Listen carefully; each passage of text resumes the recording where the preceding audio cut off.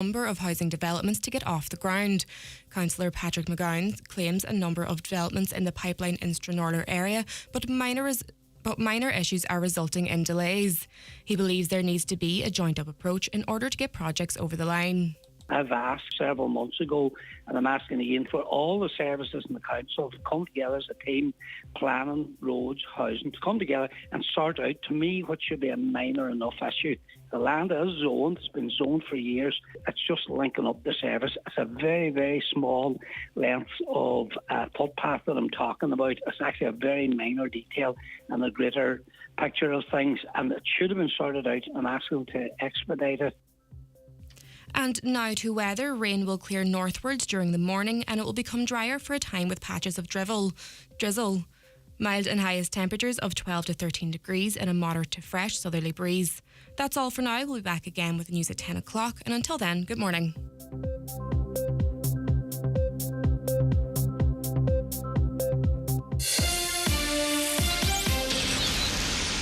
Hi, Adam Harris here from As I Am, Ireland's national autism charity. Sunday 2nd of April is World Autism Day, and we're asking you to put on your walking shoes and join us for our Same Chance Walk for Autism in Belmont Domain in Greystones. The Same Chance Walk is a great way to show your support by helping to raise much needed funds for our work with autistic children, families and adults. We all deserve the same chance in life, but autistic people face barriers that others don't. Please help us to remove these barriers. Join us on the 2nd of April. Sign up today at asiam.ie. The county's #1 talk show, The 9 till Noon Show on Highland Radio. And now, it's time for the talk of the Northwest, The 9 till Noon Show with Greg Hughes on Highland Radio. Hello and a very good morning to you. It is 3 minutes past 9, just turning 4 minutes past 9 on this Monday morning. It's the 20th of March 2023, another St. Patrick's Day behind us, another Mother's Day behind us. I hope you had a lovely weekend and hopefully you were able to get out and about and enjoy the festivities. The weather stayed dry for the most part, I think, didn't it? Certainly in the parts of the county I observed. And if you're a mum, I hope you were treated like a queen yesterday. I'm thinking on those two as well. It's a tough old day, isn't it, if you've lost your mum, Mother's Day, because they mean so much to us. And there's that mixed emotions, isn't there? There's the joy of mums and new mums enjoying that experience, and then a time for reflection on the fact that your own mum's not there. So it's always a mixed bag of emotions, Mother's, Father's Day and days like that, aren't they? But anyway, hopefully you're all okay and you all got through the weekend and we're back for another week. And it's a busy one as always, you know that. I say it every day, but it's true. I try and avoid saying it, but I find myself saying it anyway.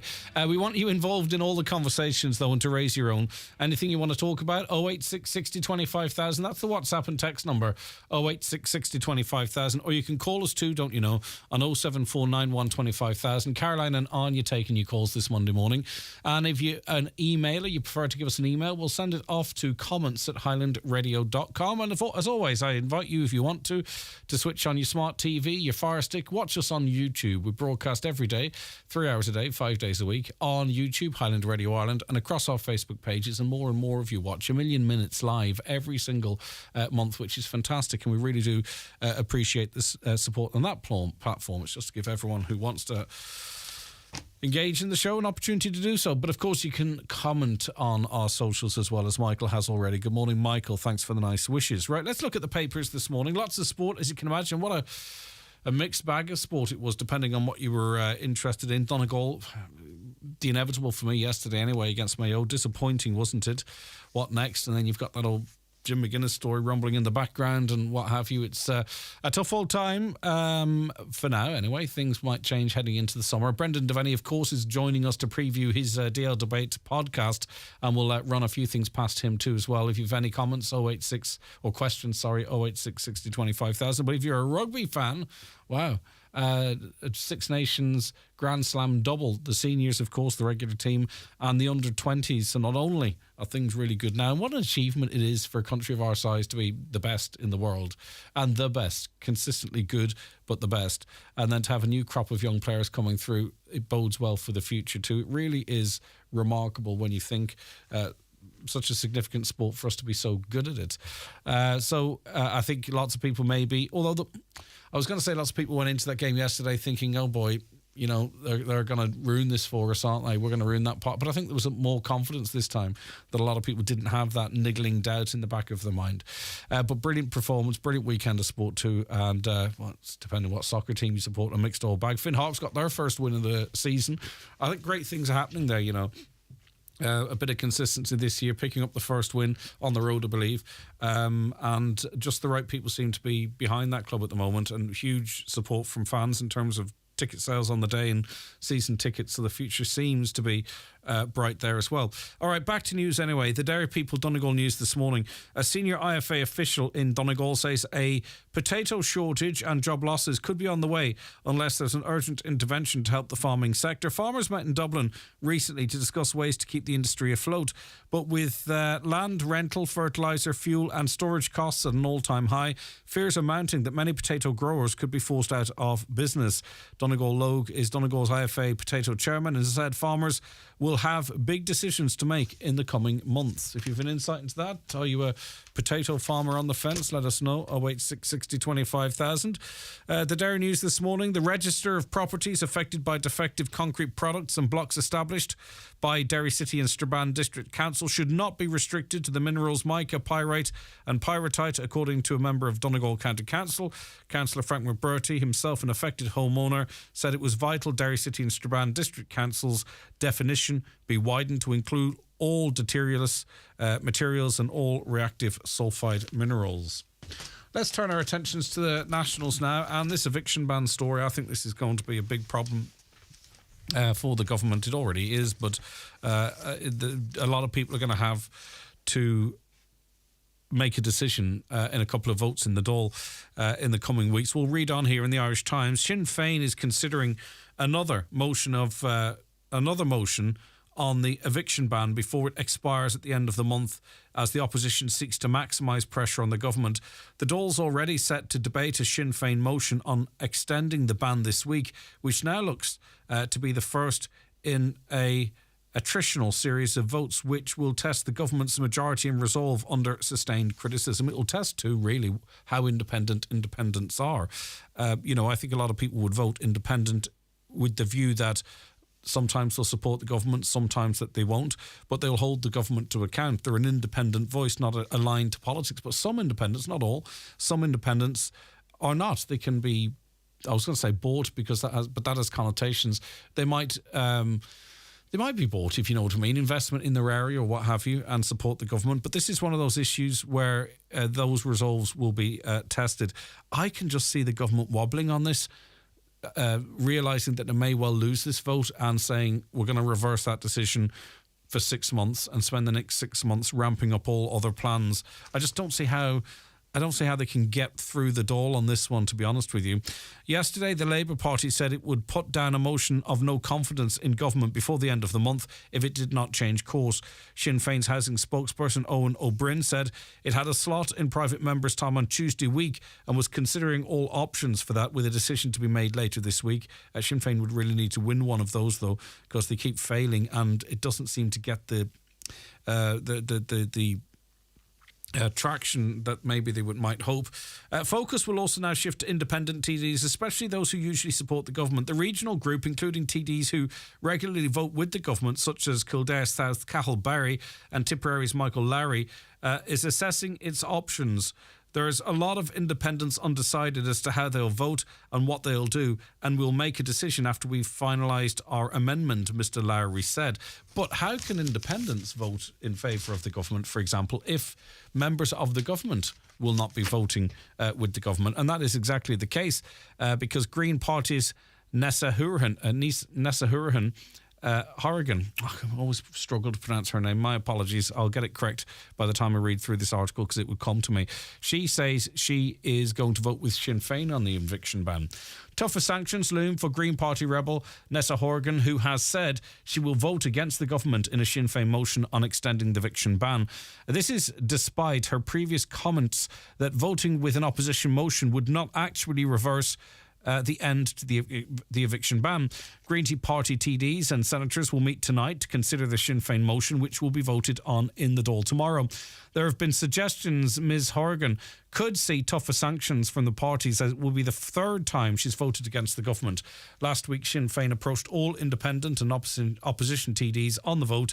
It's understood no contact was made with Ms Horgan. Okay, so as I say, she's got a bit of a history there. I mean, if you're consistently voting against your party, maybe it's time to consider a new party, I would suggest. Right, let's see. I've tucked two papers in together there now. I don't know how I've pulled that one off. Right, that goes there and that goes there. On to the Sun now, the Sun newspaper. And some €56 million worth of illegal coal and other fuel is being smuggled into Ireland each year. And the cost of living crisis is heating up demand for dodgy energy, New Solid Fuel Merchants Ireland is calling for additional enforcement measures to crack down on cowboy dealers. But a lot of people here are just driving over the border and filling the boot or a trailer with coal and coming back the way. I'm not sure. Are they smuggling? I don't know what they're doing.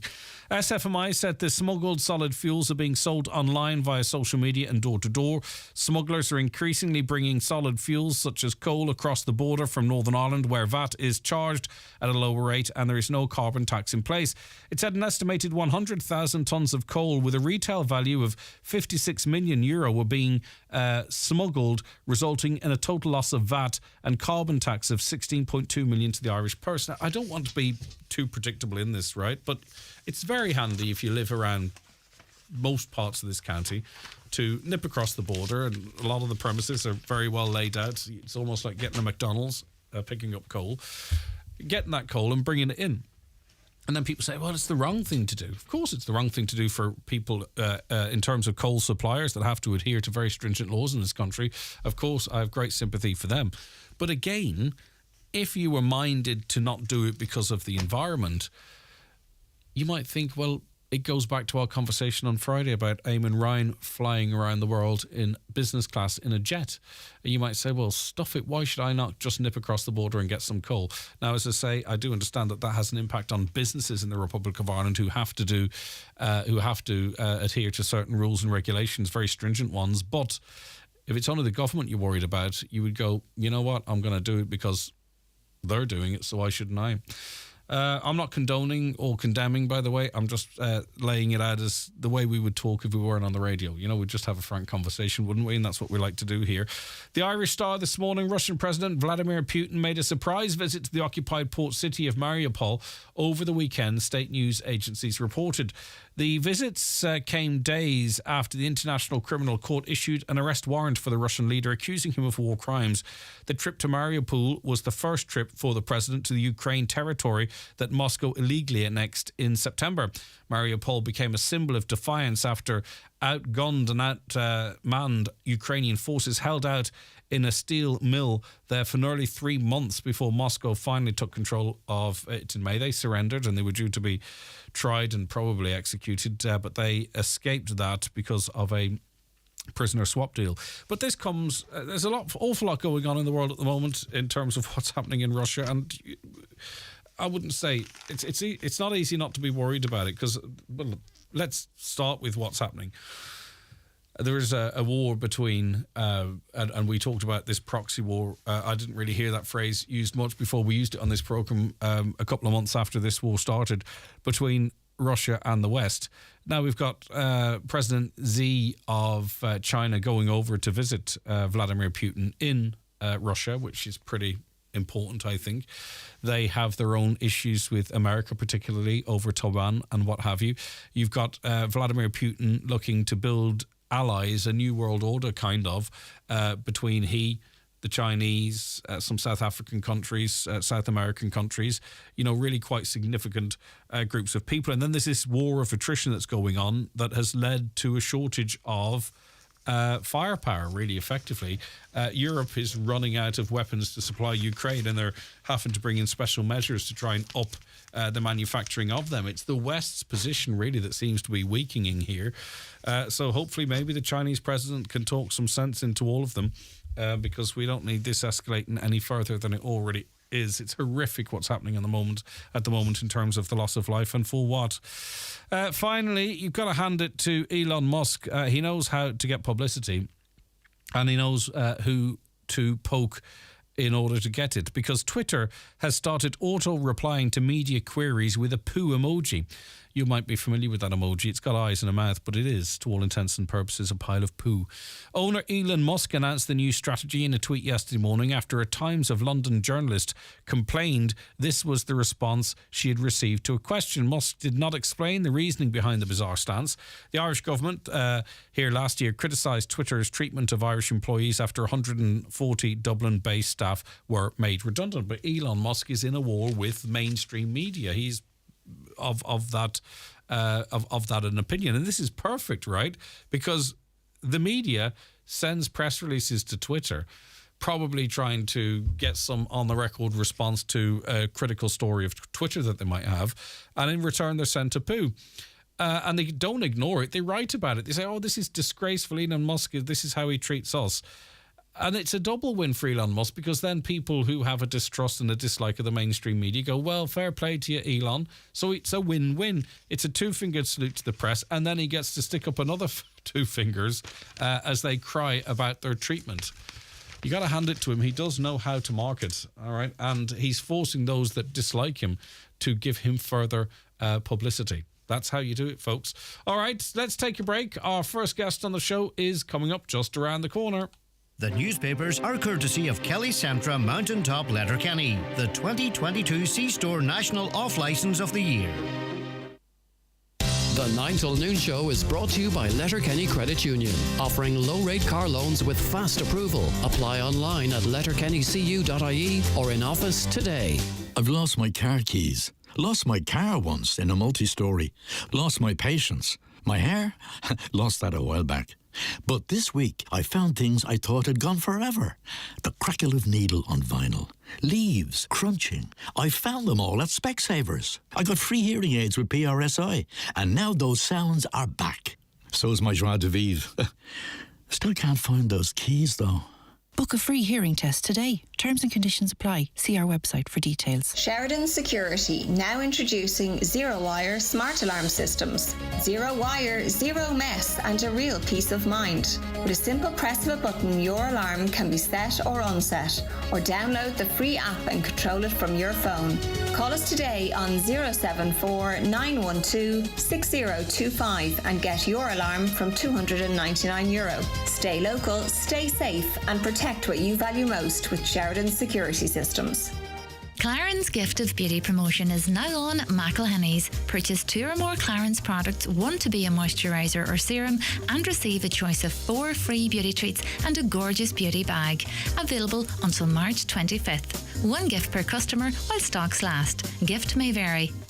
Highland Radio time checks with Expressway. Travel Route 32 from Letterkenny to Dublin. Expressway, bringing you the time at... All right, 19 minutes past 9. Now, just to let you know, if you're on the roads this morning, that there is a collision at Drumkeen involving a couple of vehicles. I'm not really quite sure as to how severe or not it is. We hope it's not serious, of course. It's a very distressing thing to be involved in or to see. But anyway, there is a collision at Drumkeen. There's tailbacks in both directions, so approach that area with caution. So if you're just heading up Largy-Brack now or just coming in, turning left there at Kilross Junction, just be aware that as you approach Drumkeen, traffic will be backed up. And as I say, we'll keep you updated as to the details of that. I'm not sure how serious or not it is at the moment, but we do know it is causing tailback, so please be careful. Right, now 2 separate investigations are underway after a video was passed to Gardaí showing a motorist using a car to maim and kill wild deer. The attack was carried out by a man shouting with a distinct West of Ireland accent, it's reported, but the location of the attack has not been identified. Now, Gardaí and the National Parks and Wildlife Service are both investigating under Operation Bambi, which set up 10 years ago to protect Irish deer herds. Damien Hannigan is press officer with the Irish Deer Commission, and he joins us now. Good morning to you. How are you keeping, Damien? Good morning, Greg. I'm very good, thank you. I haven't seen this video. I'm not going to lie, it's not the type of video I'd watch. I'm not sure if you had, Damien, but if you have, or even if you haven't, I'm sure you heard of its content. What exactly was going on? Yeah, it's like I think first of all, in the Irish Deer Commission, we would condemn this video. It's cruel and barbaric, and I think it's something we've never seen, thankfully, before in Ireland. But if I can paint the picture, maybe for your listeners, in terms of the video shows an individual, appears to be an individual on their own, driving down a narrow country road. From the clock on the vehicle, we can see it's 3:15 a.m. in the morning, and in the distance you can see a number of deer. And by what he says in the video, he then accelerates towards the deer, and we can see there are 5 fallow deer, and they're female deer with some juvenile deer as well. So I suppose deer, Greg, initially when they see vehicle lights, the strong lights can dazzle the deer. So that initially the deer are startled, and then they start to run, because the deer are a flight animal. They run from danger. But as this individual accelerates towards the deer, they desperately try to escape away from, but unfortunately he catches up with them, and initially he effectively runs over one of the female deer. Wow. And then he moves on further to run over a second deer. So a very disturbing video, and something we've never seen before. It's horrific for anyone to be capable of that, isn't it? It is. It just begs, in terms of, why an individual would do something like this. It's really, again, I said the video is very graphic, and that's something I'd wish anyone to see. But it's from what the person is saying during the video, you could draw a conclusion that this issue, this person there's some issues there, in terms of why would someone knowingly want to kill deer in that distressing manner, and possibly causing damage to their own vehicle at the same time. Well, it seems quite a large vehicle, like a Jeep or a van. It must have caused some damage to their own vehicle as well. So it's just a beggar's belief, really. Do we have any information since this story went to press as to where this may have happened, or is it just maybe the west of Ireland? Yeah, I think it's really that, Greg, at the moment, in the sense that we can see certain things from the video. For example, fallow deer at particular times of the year, the colour of their coat changes. So to the trained eye, when you look at this video, you can see it happen during the winter months. So initially, we were made aware of this video in July 2022, and it's only come to media attention now. But at the time, as I said, the colour of the coat on the deer and the fallow deer would tell us that it was actually during the winter months. So we don't have an exact date. There have been suggestions that it took place on the west coast of Ireland, but again, there's no evidence to suggest that. And we very much appeal to anyone that would have information about this is to report it to their local Garda station or the National Parks and Wildlife Service conservation ranger. I mean, obviously, there's been lots of conversations about deer and deer numbers, but I don't even want to go down that route in case it comes across that in some way I'm trying to justify this kind of action, and I certainly wouldn't want to come across like that. Yeah, absolutely. Look, I think you have said, and your listeners in Donegal obviously will be aware of traffic accidents on the road involving deer and so on, and I think there should be no conclusions drawn or parallels drawn in regard to this. This is just an individual setting out to inflict, cruelty on what is, a protected species, our largest land mammal, an important part of our natural heritage. So it's. I don't think there should be any parallels drawn in regards to deer management. And as you mentioned, it's deer management has been a very topical issue, particularly in recent months. We've heard on a regular basis, comments from various sectors in regards to deer numbers. And I suppose deer management in itself, is obviously a necessary activity, but deer management is very much about selective culling with regards to animal welfare and so on. So I don't think we can draw any comparison, as you said, Greg. Yeah, indeed. Look, and I hope whoever's responsible for this is found, because it is a horrific thing to do to another living thing. So I might just park that and talk more generally about where we are at in terms of the work of the Irish Deer Commission, because one of your key objectives is to develop a sustainable and achievable deer management policy. We're not at that point yet. What concerns does your commission have? As I say, completely separate now to that last piece, but just whilst we are on the conversation, what currently is the Irish Deer Commission calling on in terms of the management of our deer population? Yeah, I think it's a very good question, Greg, and I think just in regards to deer management and how we manage deer numbers, it's really crucial that the decisions that we make around deer management are well-founded, scientific-based, and not kind of simply arbitrary seat-of-the-pants type comments that we might see from politicians or other sectors in regards to while their comments may be well-intended in regards to accidents on the road or deer numbers. The data that we receive from the National Parks and Wildlife Service each year, so hunters are required to make an annual declaration stating the number of deer, the county, the species, and so on. And from that data, we know in 2022, over 55,000 deer were culled in Ireland in the 12-month period up to February 28th. So that's a record deer cull. It's an increase of over 20% on the previous record set in 2019, pre-pandemic. So we know already in Ireland a substantial amount of deer are being culled. And even in County Donegal, we can see that the most recent cull figures show us that 1,890 deer were culled in County Donegal, and predominantly red deer. And that's an increase of 33% over the previous record for the county. And is that, I don't know how can you phrase it when you're talking about so many animals being shot, is that the right thing? Is that positive from the Deer Commission's perspective? Are we doing it correctly, humanely, in a right way to, sustain a deer population, but at the same time too to protect as much as we can landowners and road users? Yeah, look, I think I think the management of wildlife is always an emotive topic, but I think in the absence of a natural predator, it does fall on man to manage deer numbers at sustainable levels, because while deer are an asset in the countryside, and very much something to behold when seen, when the numbers become unsustainable, they can have negative consequences for farming, forestry, and the wider ecosystem. So it does fall on man to manage their numbers. I suppose from an Irish context, we don't know how many deer that we have in Ireland because we've never undertaken a census.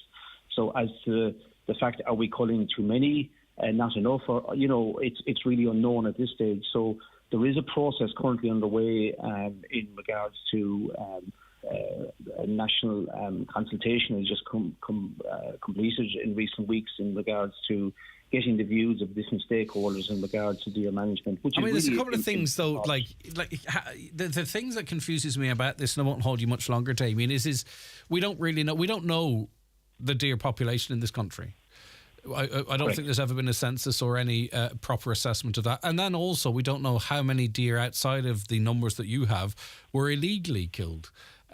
So I think unless we kind of get a grasp of all of that, how can you properly manage something unless you have all the numbers? Absolutely, and I think just realistically, and it's a very good point, Greg, that you make, is that 55,000 doesn't include, the vast number of deer that have been illegally killed, or even those involved in road traffic accidents on our roads. But I think in regards to there's certain anecdotal evidence that we would see on the ground in regards to our members that are managing deer around the country. And what that would point to is, in terms of that anecdotal evidence, not anyway scientific, but it would point to is that we have specific areas of the country where deer are a problem. So if you take, for example, the county of Wicklow, over 1/3 of the entire national cull takes place in the county of Wicklow. If we include the counties of Wicklow, Waterford, Tipperary, Kerry, Cork and Donegal, that accounts for over 75% of the national cull. So that suggests to us that deer are more present in these counties than maybe in other counties. And then even within those counties, there will be areas where deer are managed at sustainable level, because we have over 6,500 licensed deer hunters in Ireland who undertake a very important role in terms of managing deer numbers. But, so within those counties, the vast majority of areas are sustainable, but it's the areas that are not managed at adequate levels is we do need. That's it, and it's not simply how many of them are, it's how there are studies that show they have a really strong positive impact on biodiversity, but only if they're managed in a certain way, not merely by limiting their numbers or not limiting their numbers, or by fencing areas off or not fencing them off. But I believe Charlie McConnell, as Minister for Agriculture, launched a survey in this regard, so hopefully that pulls in proper information. So, we don't really have to be speculating, we can make decisions based on facts and figures. Absolutely, and I as mentioned earlier on, Greg, is that decisions that we make must be well-founded, they must be scientific-based, they can't be simply arbitrary seat of the pants comments. And deer, we would very much see deer as eco-engineers in the countryside when their numbers are at sustainable levels. And as you mentioned, there is evidence to show deer do benefit the countryside, including woodlands, when the numbers are sustainable. But it's when they become unsustainable that's where the issues and the conflicts happen. And it's really getting our handle around the numbers and densities of deer that we have in specific areas. I think it would take a lifetime if it's something we tried to do at a national level, because counting deer is quite difficult because of the type of terrain and habitats that they frequent. So it's really about identifying what are the potential conflict areas and then applying a scientific, evidence-based approach to that, and sort of saying, okay, science does tell us this, rather than an actual sector group or a politician, or with respect to the politicians, is that telling us that we have a problem. Is that those kind of, while well-intended, those comments are often very much... We want it based on science, not lobbying an opinion. That's it, I think. Listen, Damien, it's been lovely chatting to you. Thanks for that. I appreciate your time. Damien Hannigan, who is press officer with the Irish Deer Commission. Greg, our state-of-the-art multi-million primary care centre in our area is causing a lot of stress to patients trying to get an appointment. Some people have to make 22 to 32 phone calls before they get an answer, and some don't get an answer. They have to present themselves to the centre. Could you please find out what's going on? Now, I've withheld the name of the centre just for now as we make inquiries, because any named business individual has to have a right of reply, of course. Greg, as a small business owner, is there anyone else out there in the same situation as me? I'm basically facing financial closure. Business is good, but simply not good enough to continue to cover the energy costs I'm facing.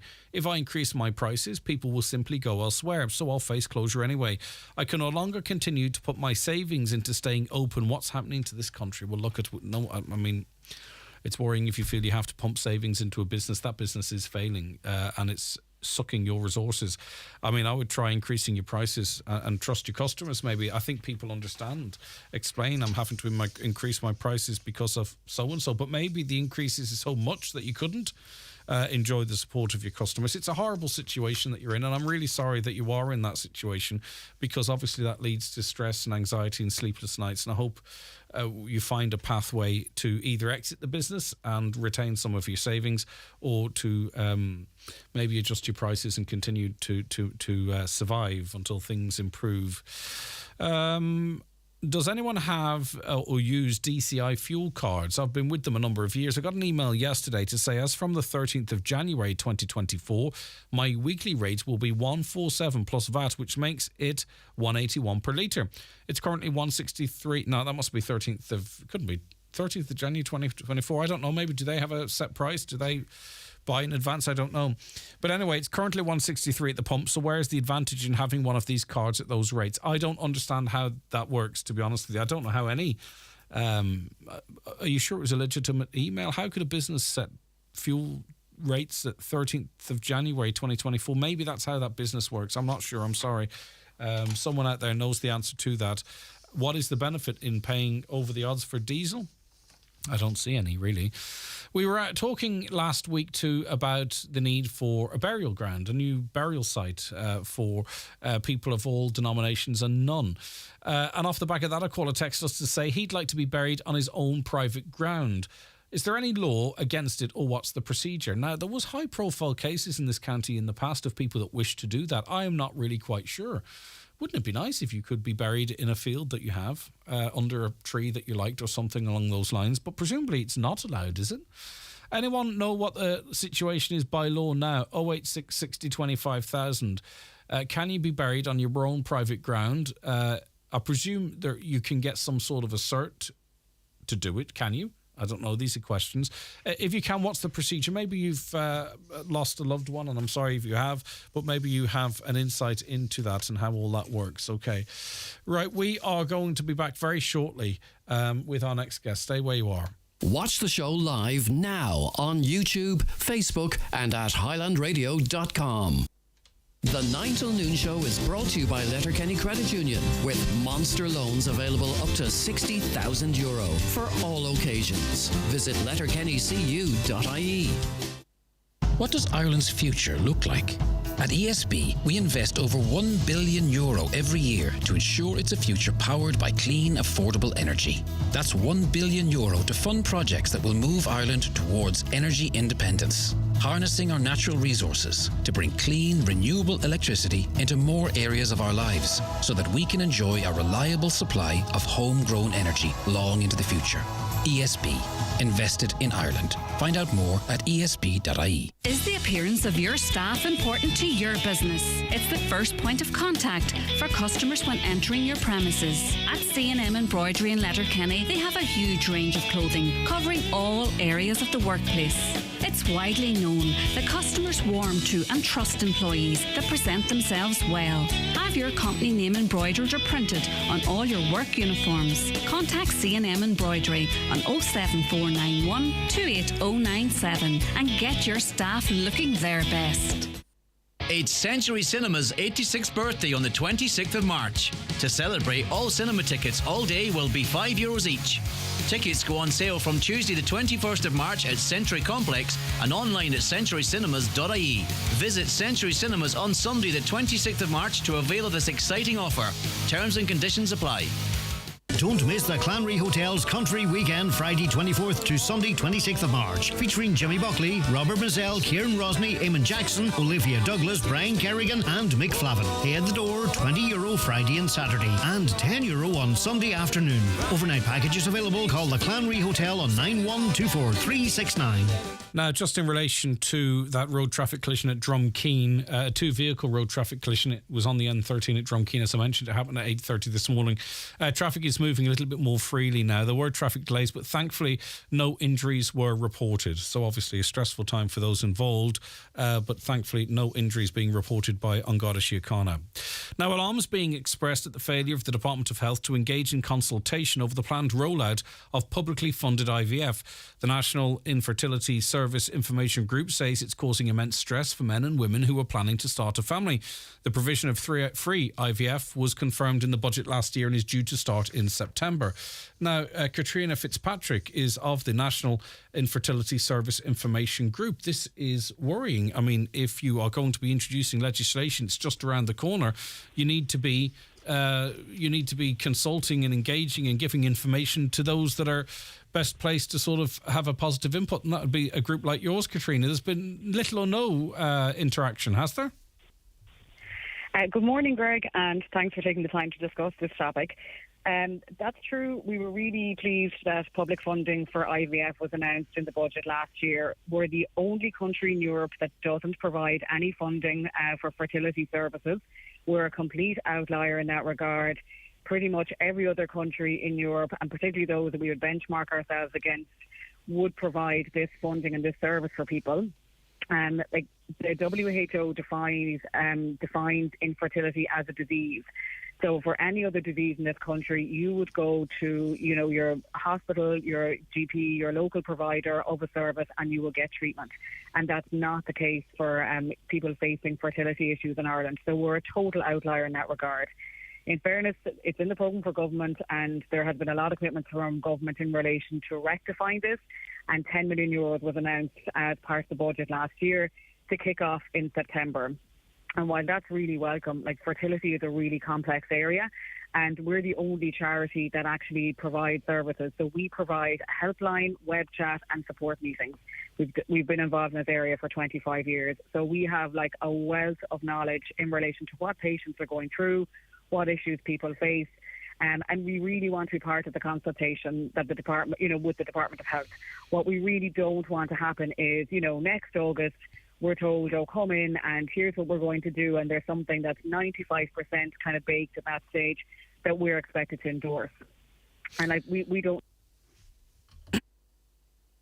against, the best in Europe, which is Belgium, the worst in Europe, which just behind us is Armenia. Like, who are we looking at in relation to this? Because €10 million is a really small amount of money when it comes to something like this. So it's not going to be floodgates open, doors open to everybody. There will, we know, be some restrictions. And also, as everybody knows, like when you're trying to get pregnant or go through a pregnancy, like it doesn't stop on December 31st. So we don't know where the funding goes for next year or what the plans for next year is, but it's completely impractical to look at this as just for 3 months. So we need to be part of the discussion for 2024 now as well. But of course, I presume there are people then who are perhaps starting this journey, on the journey, planning to waiting to see what is to come. The lack of information is worrying, because this is not, this is something that is it requires a great deal of investment from people in terms of emotional energy and time and what have you. Like, this is I would expect we should know some stuff now. Do we know anything about how this will operate? How many people will be able to avail of the service? Things like that, Katrina? We don't know any of that practical information. And two really important points to make there.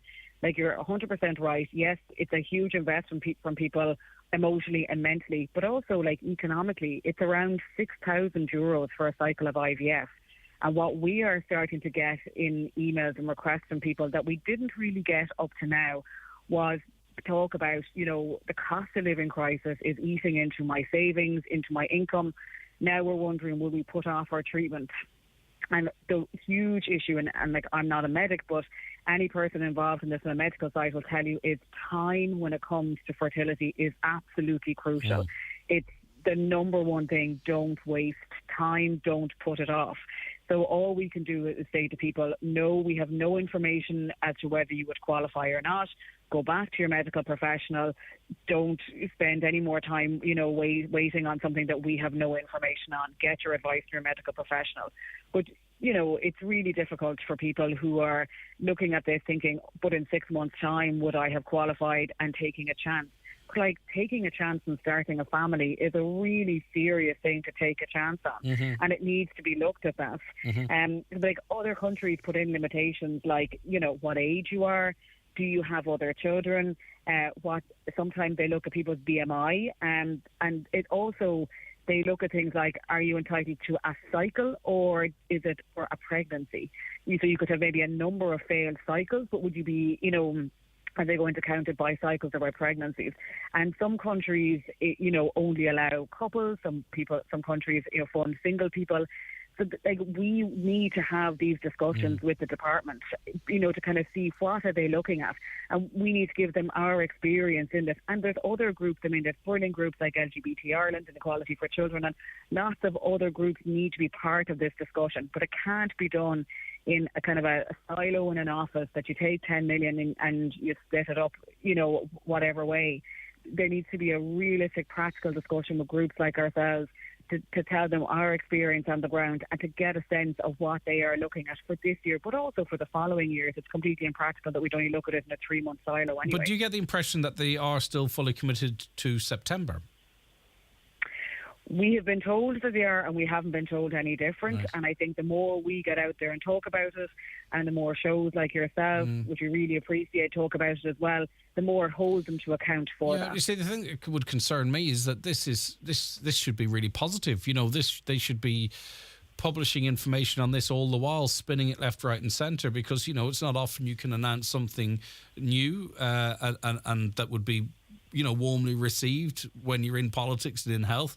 The silence is deafening on it from the HSE and government. I agree with you. Like, it's a bit of a tricky one for government, because this is going to have to be provided through private clinics. There's nowhere in the public system that provides, IVF treatment. There are 6 fertility hubs that have been recently set up. One isn't open yet. There's nowhere near Donegal. Your nearest is either to go to Galway or to Dublin. They all have very small amounts of staff in them, but they don't actually provide treatment. They kind of provide information and, kind of blood tests and that type of thing. But I think the government find it kind of difficult to be paying money to private clinics to provide a service. So that might be a little bit tricky for them to swallow, but it's the only way of doing this. If we were to try and they don't mind paying within the public system. But they don't mind paying private hospitals in Northern Ireland. They don't mind paying private hospitals in Spain either. But I understand exactly where you're coming from, that it's how the message is delivered and how it's received. I get that. And you're quite right, and thanks for pointing out the long distance. And I think there was one lady in particular walked to Dublin to highlight the added stress and difficulty there is in someone in our part of the world here in the Northwest in accessing these treatments. It's a postcode lottery. Like, it shouldn't be like that. No, completely. But then your only other option is to go private. And it really shouldn't be the case. People who face fertility issues, and there's quite a spread between male, female and both partners, it's completely through no fault of their own, and it's something that they can realise quite late in life and suddenly realise that they're facing huge bills. And we're a great country if we're talking about not getting pregnant, but we don't really talk about, if you want to have a family, how you start to put those building blocks in place. And actually the NHS run a really good information campaign around being aware of your fertility, and they run it for people, age 20 upwards, that if you want to have a family someday, these are the things you need to be aware of. And that's something that we could be doing now, talking to people about their awareness around their fertility, because there's actually a huge lack of awareness around it, and people are always really surprised when they can't get pregnant through something that they didn't know existed within them. Okay, well, listen, thanks for helping us to raise the issue, and we'll watch on with interest to see where this goes. But as I say, it doesn't make any sense to me for them not to be engaging with established groups like yours with a wealth of information and, knowledge in this area. Katrina, thanks for your time. Great. Can I just say before I go that we do run information campaigns, and we do run support groups. We'll tweet Highland Radio the details of our next campaign, our next meeting, so that anybody listening who is going through this journey can attend the meeting. They're online. We also have a live web chat, and we have a helpline, and we'll tweet those details to you this morning. And we'll share those out. Thank you very much indeed. Katrina Fitzpatrick of the National Infertility Service Information Group. We had a contact from this listener who says, I'm a 67-year-old woman and I have a feeling I have high blood pressure. So after much pressure from my family, I called my GP last week to get an appointment to have it checked. Imagine my shock to be told the next available appointment for the doctor was the 3rd of April. If I wanted to see the nurse, it would be the 29th of March. Then the HC are doing a campaign to say try all other routes before going to the ED. It's no wonder so many are in ED. There is no other route to be seen. So this is a text we got in Thursday, I think. It's just I didn't get to it on Thursday. They were told that the next appointment to see their local GP, the 1st of April, the 3rd of April, I beg your pardon. And if they wanted to see a nurse, the 29th of March. So I don't know, are they being triaged and they're saying, well, blood pressure is not as important as everything else that we have to look at? I don't know. But it's a horrendous worry because the lady has decided that she needs to get this looked at, but she has to wait a couple of weeks in order to do so. Don't know what's going on there. All right, it's okay. We'll be back after the break with more. The 9 till noon show with Letterkenny Credit Union. Simplify your debts with a debt consolidation loan from Letterkenny Credit Union. Call us on 074 910 2126 or apply online via our app or in office today. Could it get any better as a senior citizen? No sitting in traffic trying to get to work. Heading off on midweek breaks. Out for a bite to eat whenever it suits. And now that bite to eat costs even less at Kelly's Diner in Letterkenny, with 15% off after 3 every weekday when you spend €15. Meet up for a chat and a bite to eat Monday to Friday with an extra 15% off the menu for all senior citizens at Kelly's Diner, Mountaintop, Letterkenny. At Very, we deliver everything you need and more, with over 70,000 products and free home delivery. Freshen up your family's wardrobe at prices you love. Get the very latest inspiration for your great outdoors. Level up your sports gear with the very biggest brands. With Very's choice across fashion, home, toys, gifts, beauty and electricals, you can choose the brands you love and we will deliver them for free. Shop now at very.ie. Free delivery excludes large items. Buying or moving home can be a strange mixture of excitement and stress. So the last thing you need is worrying about conveyancing. Time to call McElhenney and Associates. They'll move that property transaction along swiftly, make sure everything's in order and prevent any nasty surprises. Residential, commercial, leasing or voluntary transfer. Call today on 074 917 5989 or find us online. We'll do the paperwork, you do the wallpaper. McElhenney and Associates Solicitors, Stranorlar. How can we help? Bingo every Monday night at Halfway House Bingo Burnfoot. Doors open 7:30 with eyes down at 8:30. €2,500 must go. The snowball is now €2,100 on 45 numbers or less. If you're not in, you can't win. That's Halfway House Bingo tonight at 8:30. Highland Radio weather updates with Ireland West Airport. Salah, Nunes, the Beatles. You can now fly to Liverpool 8 times a week with Ryanair this summer. Ireland West Airport. Don't just take off, take it easy. Rain will clear northwards during the morning and it'll become drier for a time with patches of drizzle. However, further outbreaks of rain will develop during the afternoon and evening, mild with highest temperatures of 12 or 13 degrees in a moderate to fresh southerly breeze. Now, I'm sorry for everyone out there, but particularly animal lovers, because we've another story of animal cruelty, and it is another horrific story. Vivian Kelly is of Pet FBI Rescue and joins us on the programme now. Vivian, thanks for taking the call this Monday morning. Good morning, Greg. Thank you for having us on. Yeah, and this awful plight of this dog in Derry. Tell us what happened to it, please. Luna was found in Derry and Ballyarnett Country Park on Wednesday night, and she had been buried alive. We've had a witness come forward who observed these two fellas who repeatedly beat Luna over the head with a curbstone. They continued to use the curbstone to hold Luna into a shallow grave, approximately about a foot deep, and they used the curbstone to hold her in there while they covered her over with dirt, and then they left Luna in the hole with rocks over her head and stones where Luna couldn't wrestle her way back up out through this hole. I mean, again, this is similar to a story we were talking about earlier. It's horrendous that anyone would be capable of doing this. This is not a heat of the moment thing, and that would be no defence either, don't get me wrong, Vivian, but this is a sustained mistreatment of this poor dog. And yes. Anyone capable of that, you'd have to worry what else they might be capable of. Yes. The dogs in that area with him, he has been arrested now, but other dogs in that area would not have been safe. He did have 3 other dogs also in his care as well that were taken away by animal welfare and the police on Thursday night. So this is a man who has put several dogs through abuse. It hasn't been Luna. Luna's abuse also didn't just start on Wednesday night either. Luna was so thin. Luna had been starved and deprived of food for, I would say, quite a few months. We've had photos sent to ourselves of Luna back in October where Luna was skin and bones then. So this has been abuse that has been going on for months and months with Luna. Yeah. And because, of course, this case will be before the courts, I'll speak generally, it's very important, is it not, that anyone that is found guilty and it's proven that they have been cruel to animals like this, that the sentence are of a nature that they act as a strong deterrent. Yes.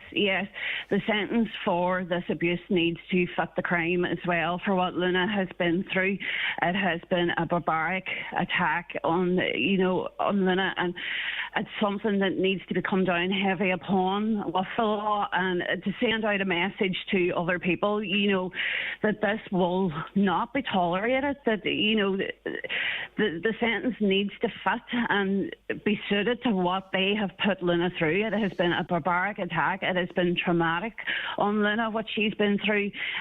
For the other dogs, it was also in his possession as well.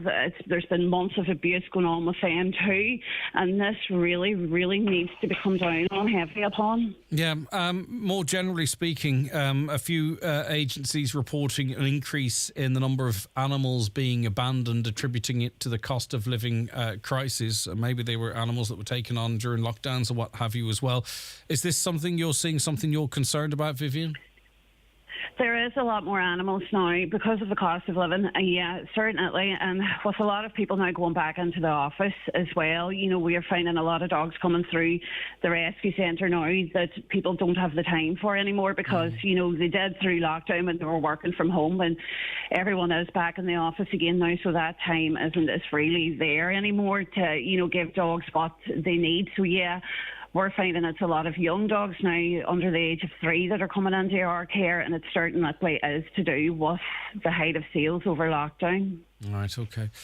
Right, well, this has to go through the courts and we can perhaps speak afterwards again, but we can't do anything that might offer anyone a defence. So at this point, Vivian Kelly, and we have to point out as well, very sadly, Luna was put to sleep. She was released of the awful life that she had to endure.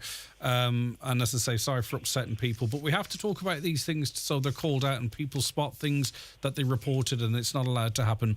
Vivian, thanks for your time. You're welcome. Thanks, Greg. Vivian Bye-bye. Kelly, who is of a pet FBI rescue. 086 60 20 5000 WhatsApps and texts that number. Keep us busy coming in already, but I want more. I want more of your opinions. Okay. Would you like to win €1,000 cash on Friday for a tenner? Be all right, wouldn't it? €10 for €1,000 cash. What about if we chucked in a €1,000 Atlantic travel voucher for a celebrity cruise booking? That'd be 2,000. That wouldn't be bad, would it, for a tenner? Right, well, that's what's up for grabs this week. If you go and buy your tickets in our Win a Holiday of a Lifetime with Highland Radio draw. But that's not all, you see, because what you win on Friday is a bonus. The actual prize is €10,000 travel voucher plus €5,000 cash in spending money. €5,000 cash in spending money. So the total prize pool pushing €20,000. You can get your tickets now for a tenner. If you want to buy more as gifts, you can get 6 for 50 or 10 for 80.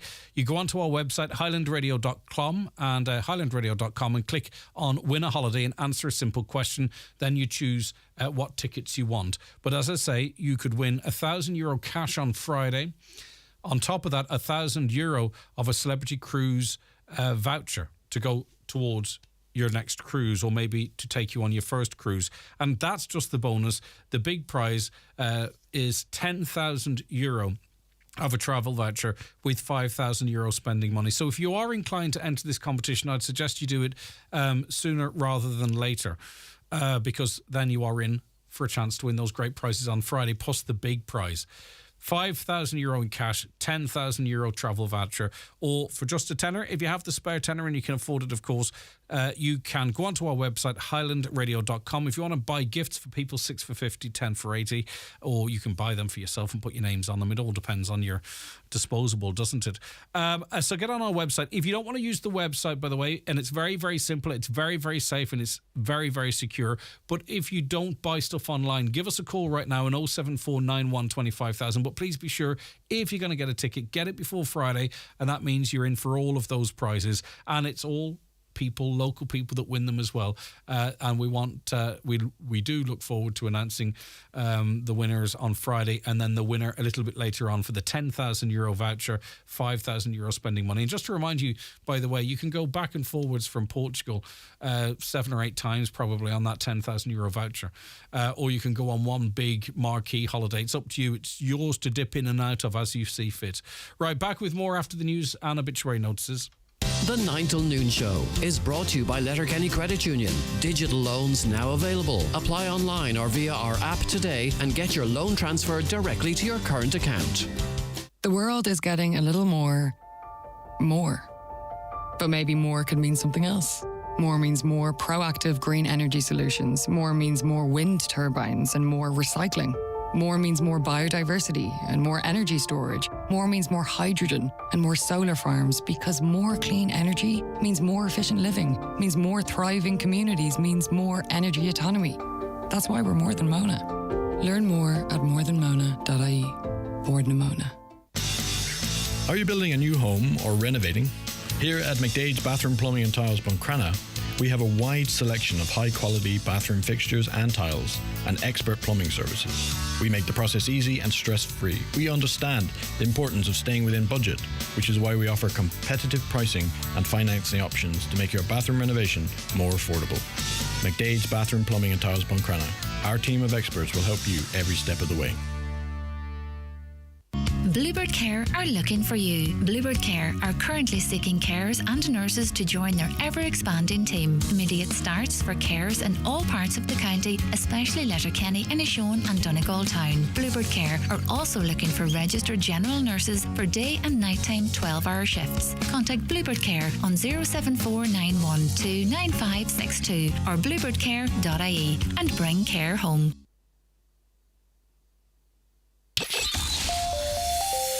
Live on air online and on the Highland Radio app. This is Highland Radio News. Good morning, it's Donna Marie Doherty with the news at 10 o'clock. Gardaí attended a two-vehicle road traffic collision that occurred on the N13 in Drumqueen. It happened approximately at 8:30 a.m. this morning. It is reported that there were no injuries sustained and that inquiries are ongoing at this moment in time. Calm is being urged after the European financial markets failed to act positively to the rescue of Credit Suisse Bank. Banking shares have fallen sharply despite the multi-billion euro intervention by the Swiss government yesterday, which saw rival UBS take over the struggling lender. The world's 5 largest banks, including the European Central Bank, have agreed to provide extra funding to shore up the financial system, but it's failed to allay fears.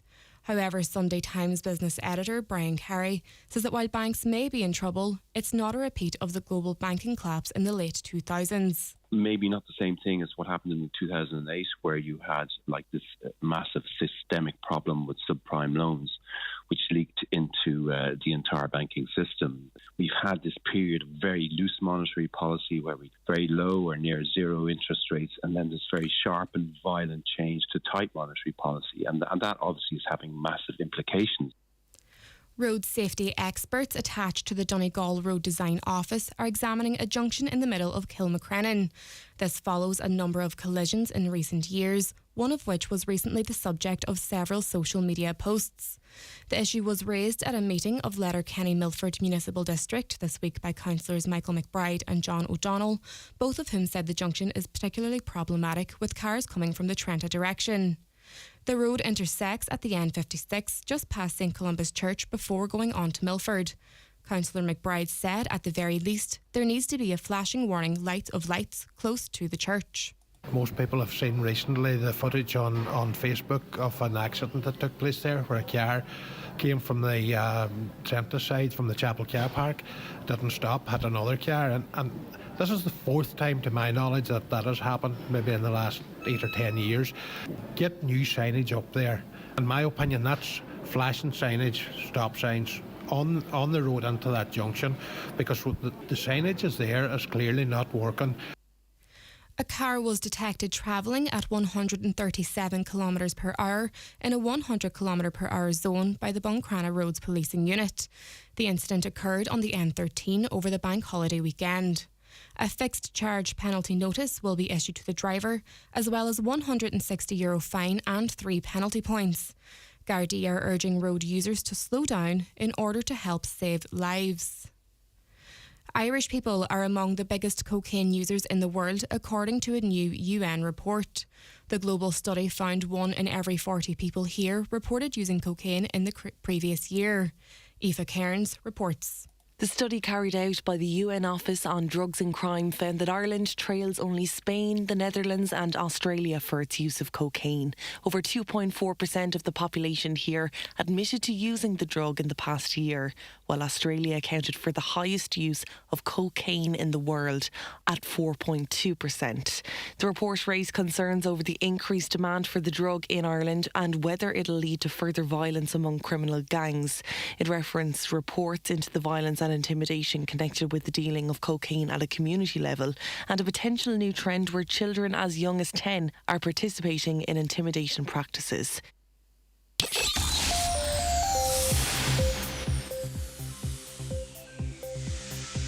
And now to weather. Rain will clear northwards during the morning and it will become drier for a time with patches of drizzle.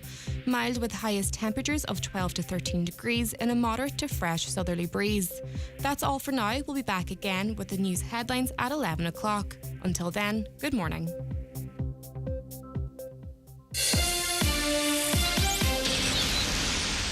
The obituary notices this Monday morning, March 20th.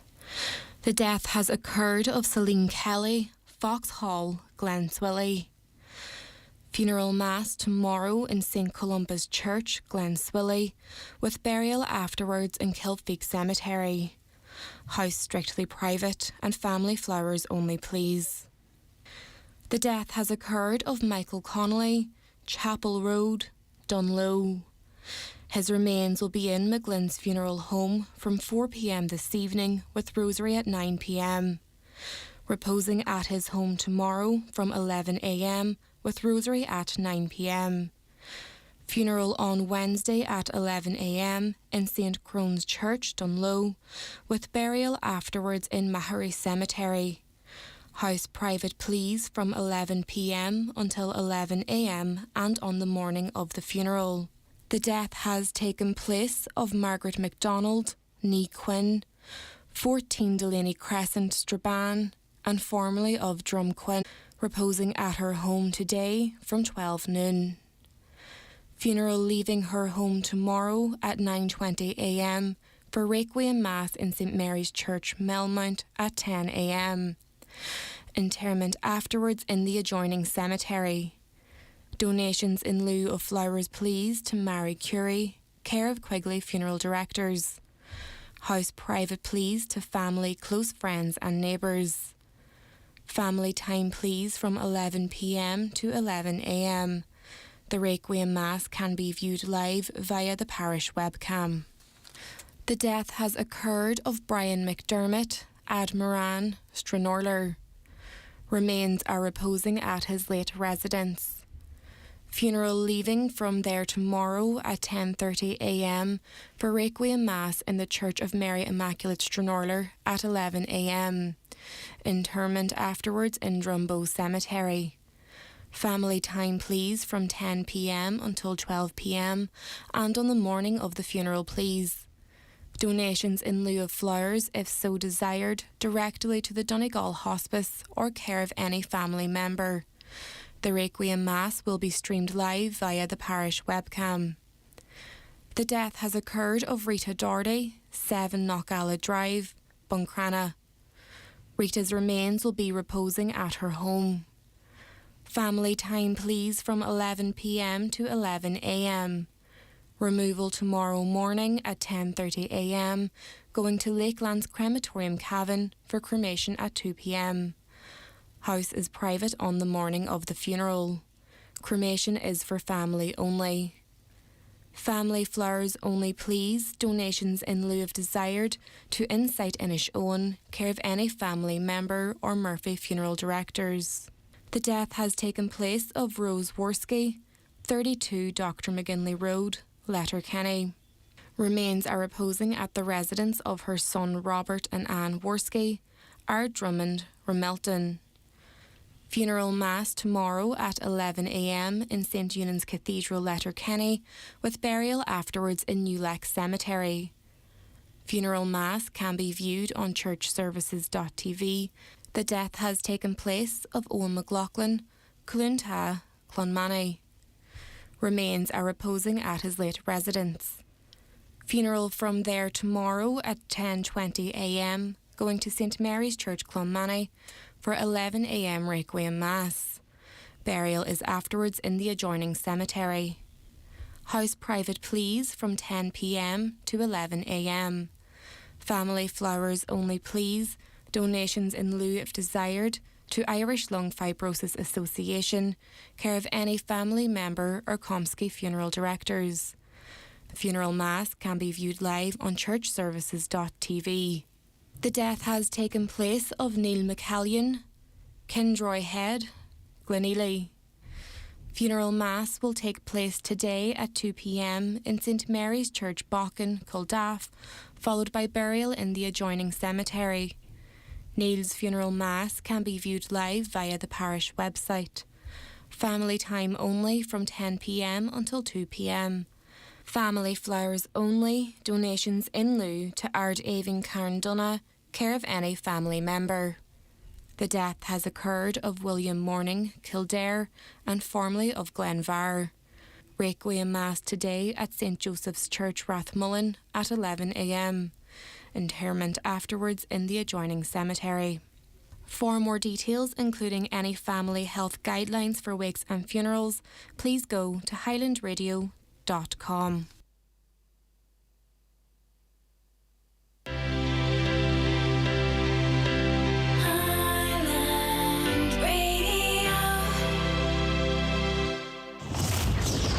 There's a Blanded in McDonald's Happy Meal. Mix your favourite characters like Batman and Scooby-Doo and ignite your imagination.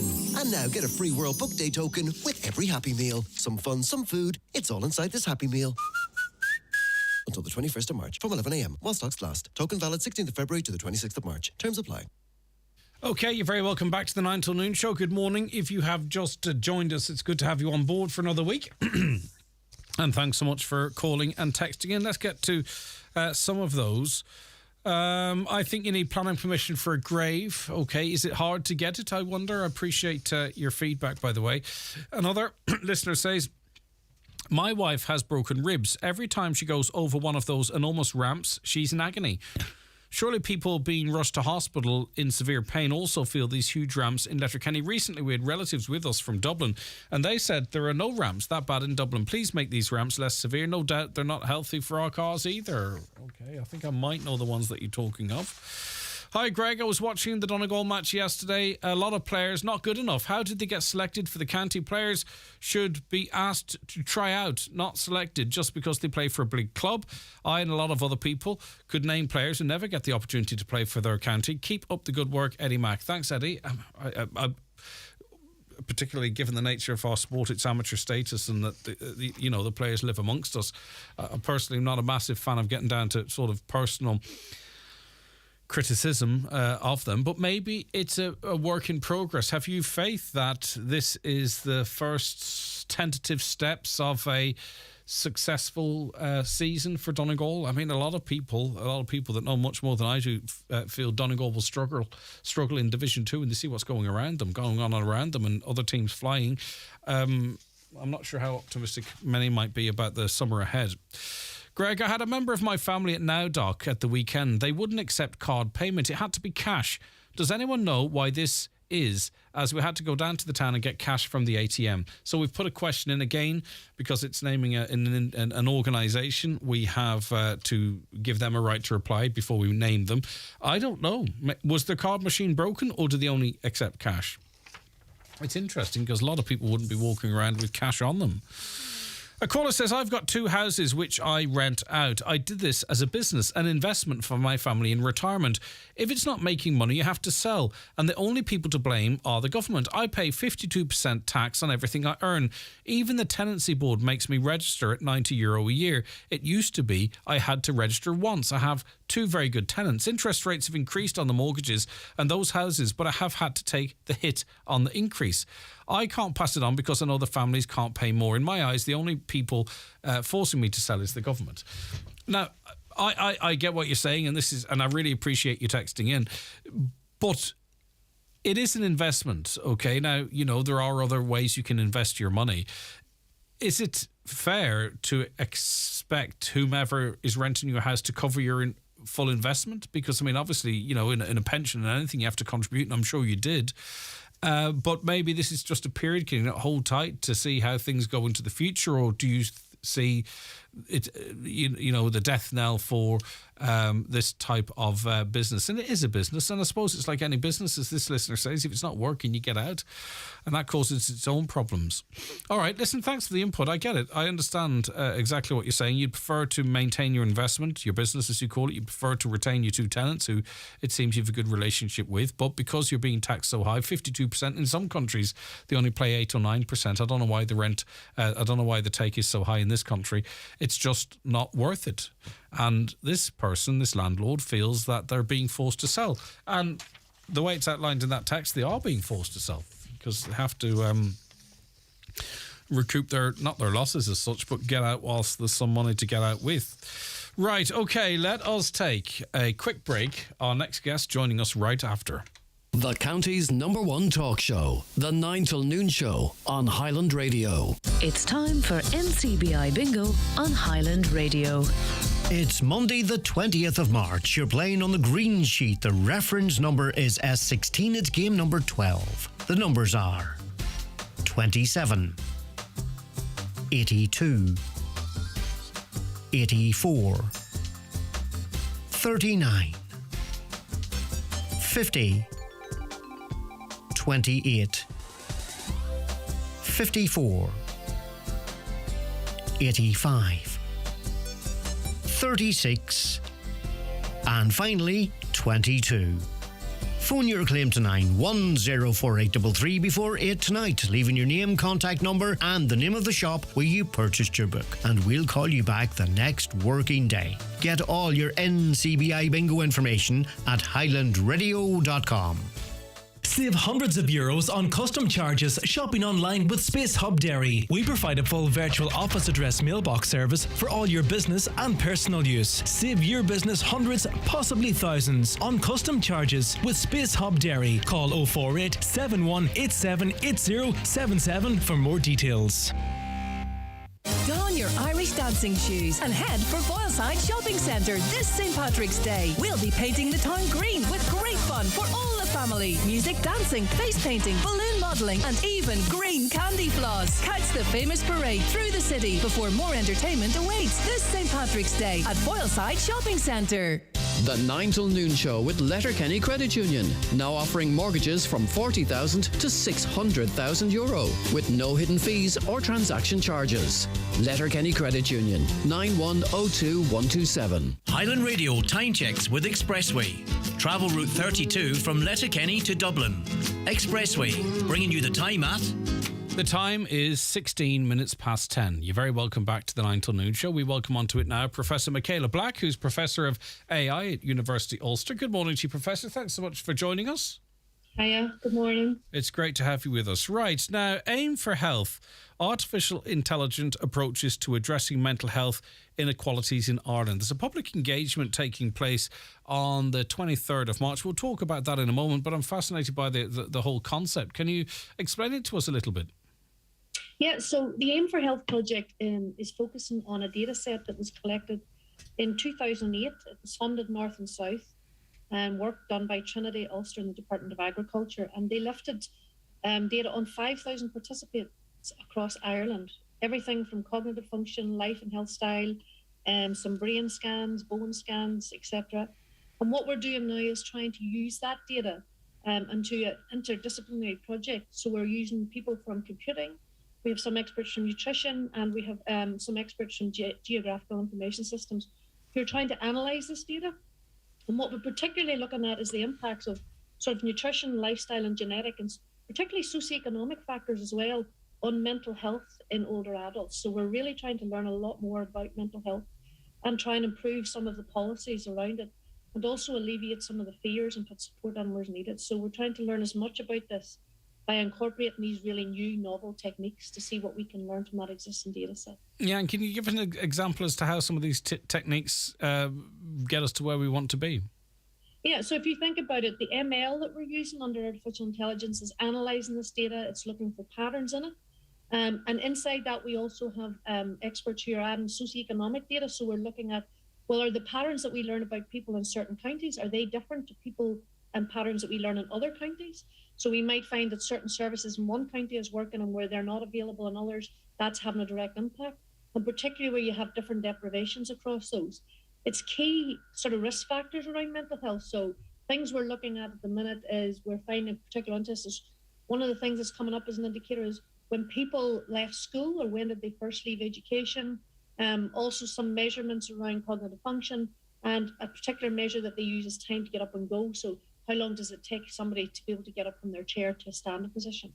So it's key indicators like that, but we're looking for patterns around those key indicators so we can learn a bit more about what impacts do they have on the mental health of the person. And have we found, I mean, even sort of in an exploratory way, have we found any patterns in that regard? Because I suppose, you know, obviously it's very individual and there are different triggers and different reasons, but we are actually really all the same. So presumably there are a set of circumstances, you know, and that's the catch-all for your diet or your background or whatever it might be, that would make certain people more inclined to suffer from poor mental health. So an earlier project, we did find we were looking particularly at cognitive function, which was the earlier part of a funding project. And we did find in it more to do with predictors. So what we were able to do was show some predictors that GPs who were doing the cognitive scores or with patients with mental health, we were able to show them sort of key predictors that were more informative when it came to cognitive decline. And that would be a quicker indicator for them of when they needed to do a cognitive assessment. This one for Aim for Health, we're just started in September, so we have 2 RAs currently looking at patterns in the data, and we're a bit early in the stages of identifying robust patterns. So hopefully by the end of this project, the end of next year, we will have a lot more patterns to share. What we're doing with the PPI event at the minute is just to get people to have their input into the project. What are their key concerns? Where are the gaps in the services? And just to show them what we're planning to do and how they can have input into it as public engagement.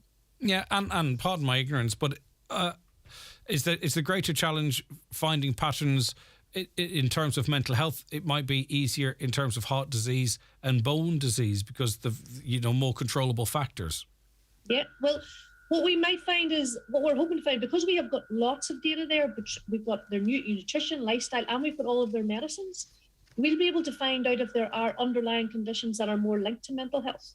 So you might find that people on certain medications feel more isolated because they're restricted visibility, or they can't leave the house as well, or they can't communicate, or they may have a hearing impairment. So all of those indicators could have a contribution to mental health. And what we're trying to do by using artificial intelligence is look at those patterns and see where those links are, and also to try and dismay any concerns people have, and where we can show that there's not a pattern and there's not a linkage, so that you can alleviate those concerns as well. So we're looking for patterns that tell us something, and we're looking to show that patterns may not exist where people already think there is a linkage. Yeah, I'm getting exactly what you're saying and what you're trying to achieve, but it is complex. And, It's very complex. So in terms of the public engagement event, who do you want to or expect to come along? Because this is high level stuff intellectually. Do you know what I mean? And people might think, well, I'm not really getting a full grasp of what we're talking about. Why should I attend? So maybe for that cohort, which would include me, I'm not going to lie, maybe you could talk to us a little bit about who you're inviting along. Yeah, so Greg, we're looking for patients and public engagement here. So it could be people from charities, it can be carers of people with mental health, it can be people who have had a history of mental health and have concerns that it may impact them. So we're not looking for scientists, we're not looking for experts, we're looking for the public to come along, and we're going to keep it very much in layman's terms. We're going to explain what we've learned to date from the data and what we hope to learn in the future. But it's very much anybody that is a patient of mental health or a public member concerned about mental health. It's that region that we're trying to reach out to, both in the northwest, both including Donegal and Derry, all over that region. So anybody that can come along, please do so.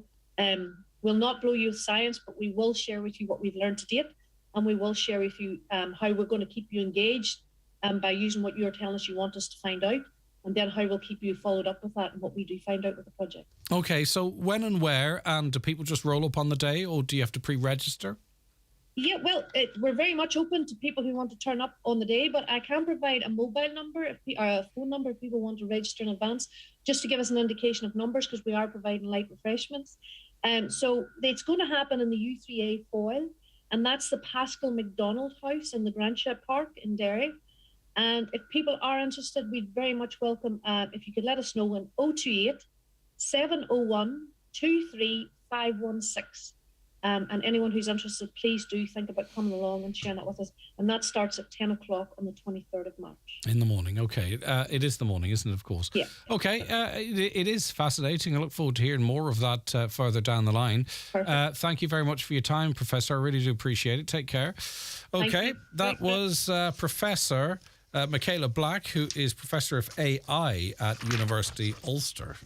That hopefully it's tweaked the interests of some out there. Reading just before we came on air that ex-Premier League star Charlie Austin's wife, now if you don't know Charlie Austin, you're certainly not going to know his wife, but anyway, she sparked an intense debate online after claiming her daughter had punched her bully in the face and was praising her for it. Bianca Austin has sparked, as I mentioned. Well, according to the 35-year-old, her 16-year-old daughter had been teased by one particular girl for weeks, and because the school hadn't done anything, she'd taken action. Bianca, whose husband plays in League 2 for Swindon Town, tweeted, "After weeks of being bullied by the same girl, numerous phone calls to the school and nothing changing, today, when being called names, my daughter finally punched the bully in the face. Proud mum," she said. The tweet, which was posted on March 13th, has since gone viral and has been seen by over 2 million people. Some people said, we all have our breaking points and can only be pushed so far. Does she feel better now she's stood up for herself? Bianca replied no, but she's hoping the girl will leave her alone now. Another said, good for her. Clearly the school wasn't doing anything about it for it still to be happening. Now, you know, I mean, I think if people of a certain generation, you'd have been raised to stand up to your bullies, wouldn't you? And maybe hit them a dig. Does that work in this day and age? What do you think? Do you back her? Do you think the daughter was right? Do you think mum was right to praise the daughter? 08660 25,000, 08660 25,000, or call 074 91 25,000. Bernard Gallagher, owner of CBM Signs, joins us on the programme now. Good morning to you, Bernard. How are you keeping this morning? Good morning, Greg. How are you getting on? Good. I'm sure you'd be much better off if someone hadn't lifted your trailer. Talk to us about the trailer, where it was parked and what happened. Thanks, Greg. We were missing a sign to it. It was parked at the end of the Glenveigh Road there out in Termon at the junction. I went missing not last weekend, Paddy's weekend, the weekend before, between Thursday night and Friday night. I thought I would have turned up. I thought it might have just been a bit of vandalism or a bit of boisterous boys being boys, but that hasn't appeared anywhere since, so I'm just putting out a call to see if anybody's found it or knows where it is. What do you suspect happened? Do you think someone's just towed it and dumped it somewhere? Or I mean, it is a trailer, but I think for it to be used as it's effectively a flatbed if you take the signage off, is it? It's not even a flatbed because the centre of it's hollow, so it's not really any good for a sign trailer. So that's what I was hoping. Somebody just towed it away and it was going to be found later on down the road or some direction, but it hasn't appeared. Yeah, it's valuable for you if you had to replace it, but it's of no value to anyone else because by the time they fitted it out, they would be able to buy another trailer. Not really, no, it's not. It's not valuable to anybody else. That's why I thought I would have turned up. And I said last week I put out a call. I thought I would have turned up, but a week later it hasn't. So as I say, I'm just putting out a call, and I'm offering a small reward if anybody knows where it is or can come across it. There's a small cash reward for them. Right. So there's two things people for them to look out for. It's a triangular sign on the back of the single wheelbase trailer. It looks like, and that sign is still the sign that was on it when it was stolen Pro Ampac, is it? Yeah, it is. Okay. Yeah. Which and then is there's quite other distinctive. older signs. And then there's older signs probably under that was probably for Termon GA. Yep. That's where they'll be used during the summer mostly for notices for Termon GA. Good luck to the girls, the successful girls team we'll have, and other teams under 21s and all throughout the year. So there could be any Termon GA signs appear in any places outside of Termon. It might raise suspicions or anybody sees anything like that there. It might be a clue to where it is. But the alternative is that it's a trailer with no floor in it. And nothing on the top of it, and it could just be lying somewhere, and people might think it's waste or it's been dumped or it's abandoned. In any form, you want to hear about where it is and get it back, I presume. Yeah, all I do is want to hear where it is. I don't really want to get into how it arrived there or how it got there. As long as I get it back, I'm happy enough. As I said, as long as we get it returned. And it has been spotted potentially on the back of a car, possibly a silver car heading towards Falcara. Well, had one person contacted me to say they thought they seen it. They weren't looking for it at the time, so they said they weren't paying attention to it. They thought it was in Falcara on the Friday. Been told by a silver car, so it could be down that direction, general direction. But again, he wasn't paying attention at the time, but he thought it caught his eye. Because again, there's not a lot of these being transported around the place. It's not something you see too often, so it should stand out.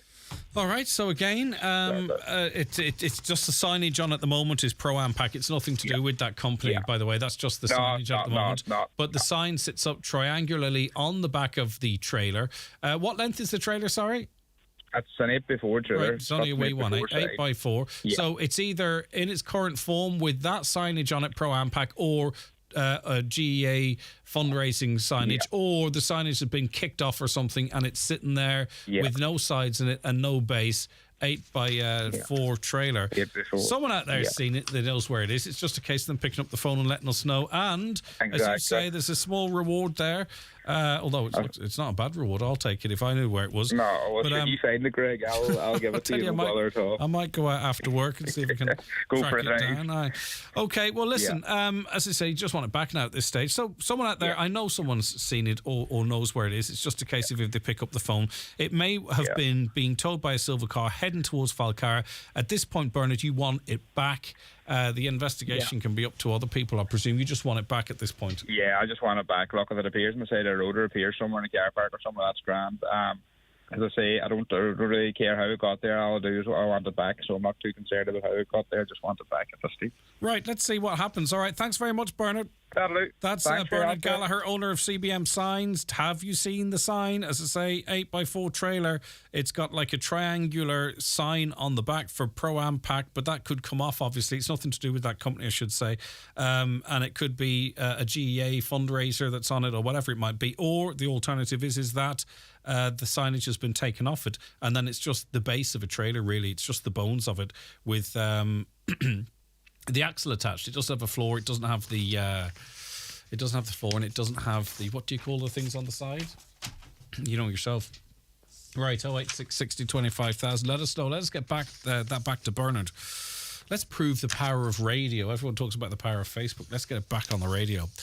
The government won't invest in IVF because they are anti-family but pro-LGBT and trans supporters. Well, you see, the two things aren't separate, really, because those who are in the business of promoting IVF are in the business, as you heard, of making such services where applicable to members of the communities that you mentioned. But being pro LGBT plus is not I don't think you have to be anti-family, do you?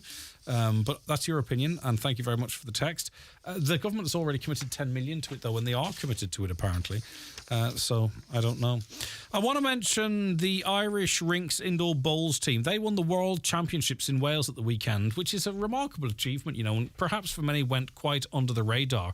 But we have the world champions in the Irish Rinks Indoor Bowls. The finals were in Wales. Eddie Corran, Daniel O'Kane, Michael Gallagher and John Quinn bringing home the silverware. If you're not home already, safe home, lads. And well done. Brilliant achievement to be top of your class in any sport. Fair play to you. Shall we play a couple of requests too while we're here? I want to say happy birthday and happy 40th anniversary to Martin Worski. That's coming in from your wife Deirdre, his 2 daughters and a son. Did you get married on your birthday? That's lovely, isn't it? 40 years married, the wonderful Deirdre, and it's your birthday as well. Double celebrations in the household. Happy birthday, Martin, and good wishes, of course, coming in from your wife Deirdre, your 2 daughters and son. And I want to say happy birthday now to Ruby Crumlish in Termon. 9 today. Happy birthday, Ruby. Have a great day. Love you, Mummy, Daddy, Mary and James. Hopefully there's a cake there this evening. That would be nice, wouldn't it? It's a lovely thing to have in a house. Right, okay, let us take a break. Watch the show live now on YouTube, Facebook and at highlandradio.com. The 9 till noon show is brought to you by Letterkenny Credit Union, offering low-rate holiday loans with fast approval. Apply online at letterkennycu.ie or in office today. The Sign Place, Callahansburg have a job opportunity for a full-time graphic designer. Working Monday to Friday, the graphic designer will work as an integral part of our team, assisting with the design, manufacturing and production of graphics and signage projects. At the Sign Place, Callahansburg, we specialise in the production of internal and external signage, as well as vehicle graphics, advertising material, banners and logos. Experience preferred. Please send CVs to info@thesignplace.ie. Let BizPrint the Printers help with your business marketing and printing to get your 2023 off to the right start. BizPrint the Printers, Port Road, Letterkenny. Call 91 77955 or see bizprint.ie. Right Price Tiles and Wood Flooring are 25 years old, and to celebrate we're offering up to 70% off across all tiles, wood flooring and bathware. And each week 25 lucky customers will win their order for free. That's right, for free. Right Price Tiles and Wood Flooring, up to 70% off birthday sale extended until Sunday. If you have magic moments or great memories sitting on your phone or in the cloud, have them printed at McGee's Chemist Letterkenny. Get larger 7x5 prints for the same as 6x4s. 35mm and film from disposable cameras also printed and digitalised. Use the in-store kiosk. Download the McGee's Photo Prints app or visit mcgees.ie. Photos printed instantly, within an hour, or in by 10, ready by 5. Hold your memories in your hand with McGee's Chemist Letterkenny. Toyota Relax, our new service-activated warranty, is now available at Kelly's Toyota Letterkenny in Mount Charles. Whether you bought your Toyota from us, a classified ad, or your auntie, once it's less than 10 years old with under 185,000 kilometres, you will get a 12-month warranty when you get your service at Kelly's Toyota, Letterkenny or Mount Charles. For more, search Toyota Relax. Toyota. built for a better world. Terms and conditions apply. All right, you're very welcome back to the 9 till noon show. We're going to focus a bit in sport now because we have two eminent guests to talk to us about it. GEA, most specifically, of course. We have our sports editor, Oisín Kelly, in studio with us. Good morning to you, Oisín. Good morning, Greg. It's good to have you with us. And also Brendan Devaney, presenter of the DL Debate. We've brought him forward a wee bit to be part of this conversation. We're going to be talking about what's coming up on the DL Debate as well. But listen, all anyone wanted to talk about yesterday after they'd finished talking about rugby was the situation with Donegal. And the feeling I got was that people are prepared to have patience and see where we go and all that kind of stuff, Oisín. But particularly those who attended the game, they didn't see much hope. You know, and people need hope. Do you get that? You do need a bit of hope, Greg, all right. And unfortunately, we're staring relegation in the face, effectively. It slapped us in the face. Yeah, it sort of did, yeah. And we're going down, and that's the reality of it. Like, it needs a rare set of results for Donegal to stay up. It's not going to happen. It's inevitable that we're going to go to Division 2. But if we go back to where we were at the start of the league campaign, there was always that sort of fear there that Donegal could be relegated this year, and they were being tipped as one of maybe the two sides that were going to go down. So it's not that it's a major surprise, and it's not the end all and be all. Remember, Dublin were relegated last year, so they were as well, and they're coming straight back up now to Division 1, and they had a decent enough run in the championship last year. So if you do get relegated, it's not the be all and end all, but it's not ideal preparation for the championship either. But and sometimes it's the manner of the defeats rather than the defeats themselves. Yeah, the second half we were poor. Once we conceded that goal and call a spade when the goal went in early in the second half, Donegal were deflated. They couldn't find the energy or the enthusiasm to try and get back into it, and it was a very, very flat afternoon in Ballbafay. We were hoping that there would be a positive spin on things, because we all know what's going on off the field in relation to Carl Lacey and the head of the academy. Jim McGuinness coming out last week as well. There's all this negativity around Donegal football, and going into the match yesterday, I think it was unfair on the current management team and the players that the people in the terraces and in the stand, instead of talking about let's get behind the team here, they were talking about Jim McGuinness and Carl Lacey and the mess. It's not their fault. That story, that story was released into the media by Jim McGuinness. Okay, so you know what I mean. Yeah. Obviously, it's going to be a big talking point. Following on from a poor league performance, Jim's a very intelligent man. He probably would have known what was going to happen and the conversations that might be had out there. Now, I just want to be clear, I'm not writing the obituary notice here for Donegal GEA or the team either. But listen, we have to have the conversation. It's a down day, so it is. We're feeling down, and the supporters are hurting with everything that's going on, and they're disappointed that Donegal's been relegated to Division 2. But with the shift and the change of losing the likes of Michael Murphy, you've no Michael Murphy, you've no Shane O'Donnell didn't come back, who was one of Donegal's best players in the championship last year, and then you compound that with injuries to the likes of Ryan McHugh and Patrick McBurdy. Donegal have struggled, so they have. Donegal have. But that shows a lack of depth, though, doesn't it? Yeah.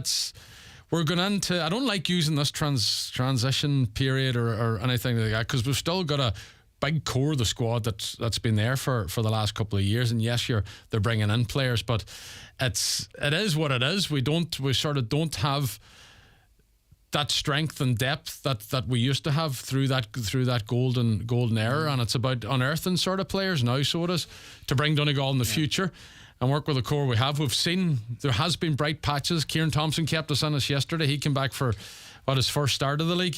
So he did, but once that goal went in the latter part of the first half and the start of the second half, that seems to be the common factor in the league and how things have panned out with Donegal. Brendan Devaney, what's your reaction to it? And I mean, obviously, we have to reflect, as I said to Osh there, we have to reflect the conversations and the feelings people are having out there. We can't put unless it's required, a big rosy picture on it and say, look at these players will come back and the championship and blah. What's your take on it all?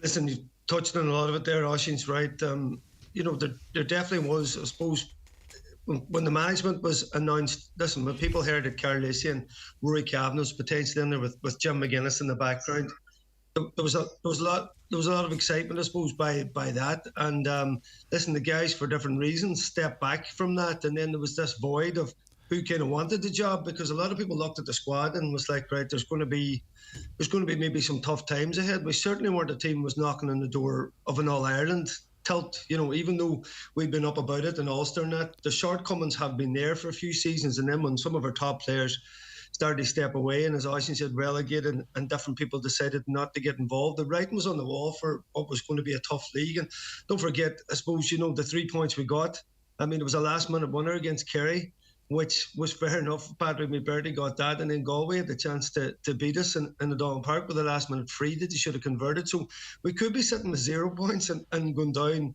with a real tough end of the league. But I mean, the fighting chance is there, but it's not realistic, to be honest. We're going down, and I think it's right for this team to go down. You've seen the gap yesterday. I mean, that was a do or die game for Donegal against Mayo, and we weren't at the races at all. So the gap is there at the minute. You're better off going down and rebuilding. And listen, plenty of our neighbours have done that at the minute. The best 2 teams in Ulster, you would argue, maybe is Armagh and Derry. I mean, Derry have been down as low as 4, Armagh as low as 3 in the last 10 years, and have rebuilt and come back up. And sometimes that's just a pattern of things. We have good young players coming through, but until some of them have faced maybe tough times and have had to grow as players and become the leaders in the team, we certainly don't have that core of a team that kind of knows itself now and knows where it's at.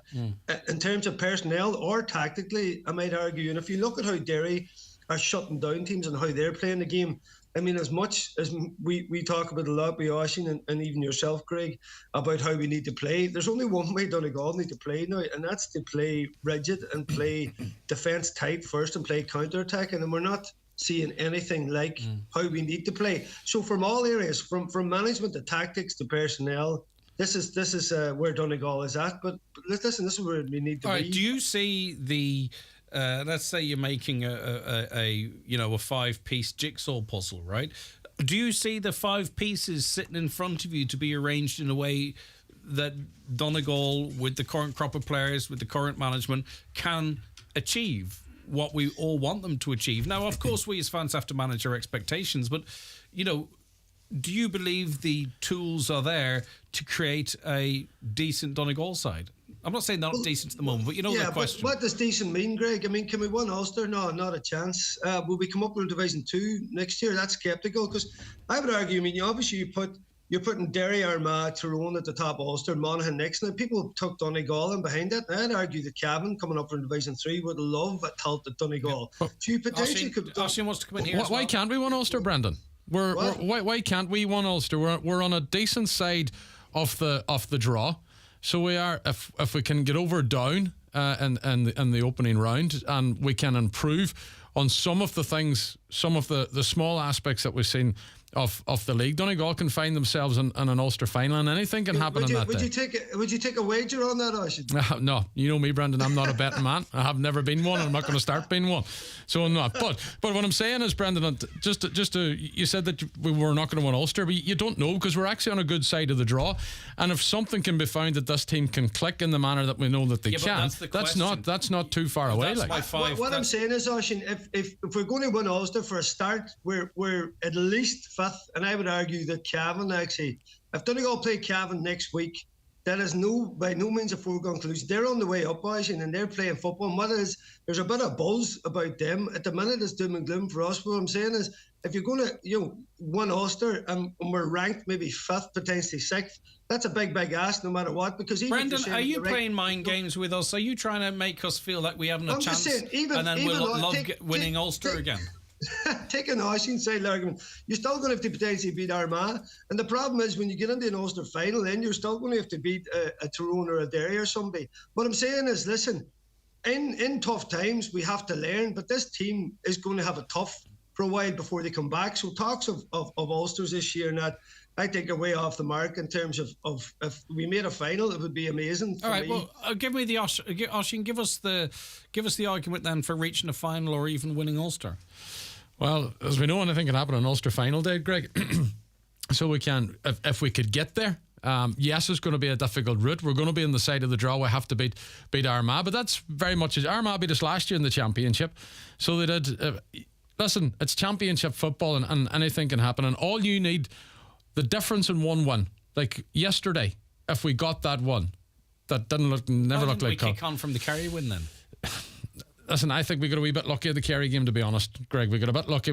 The Kerry we know did not come to Ballybofey. We haven't seen the Kerry this year at all in the league. We haven't seen the way that the All-Ireland champions can play.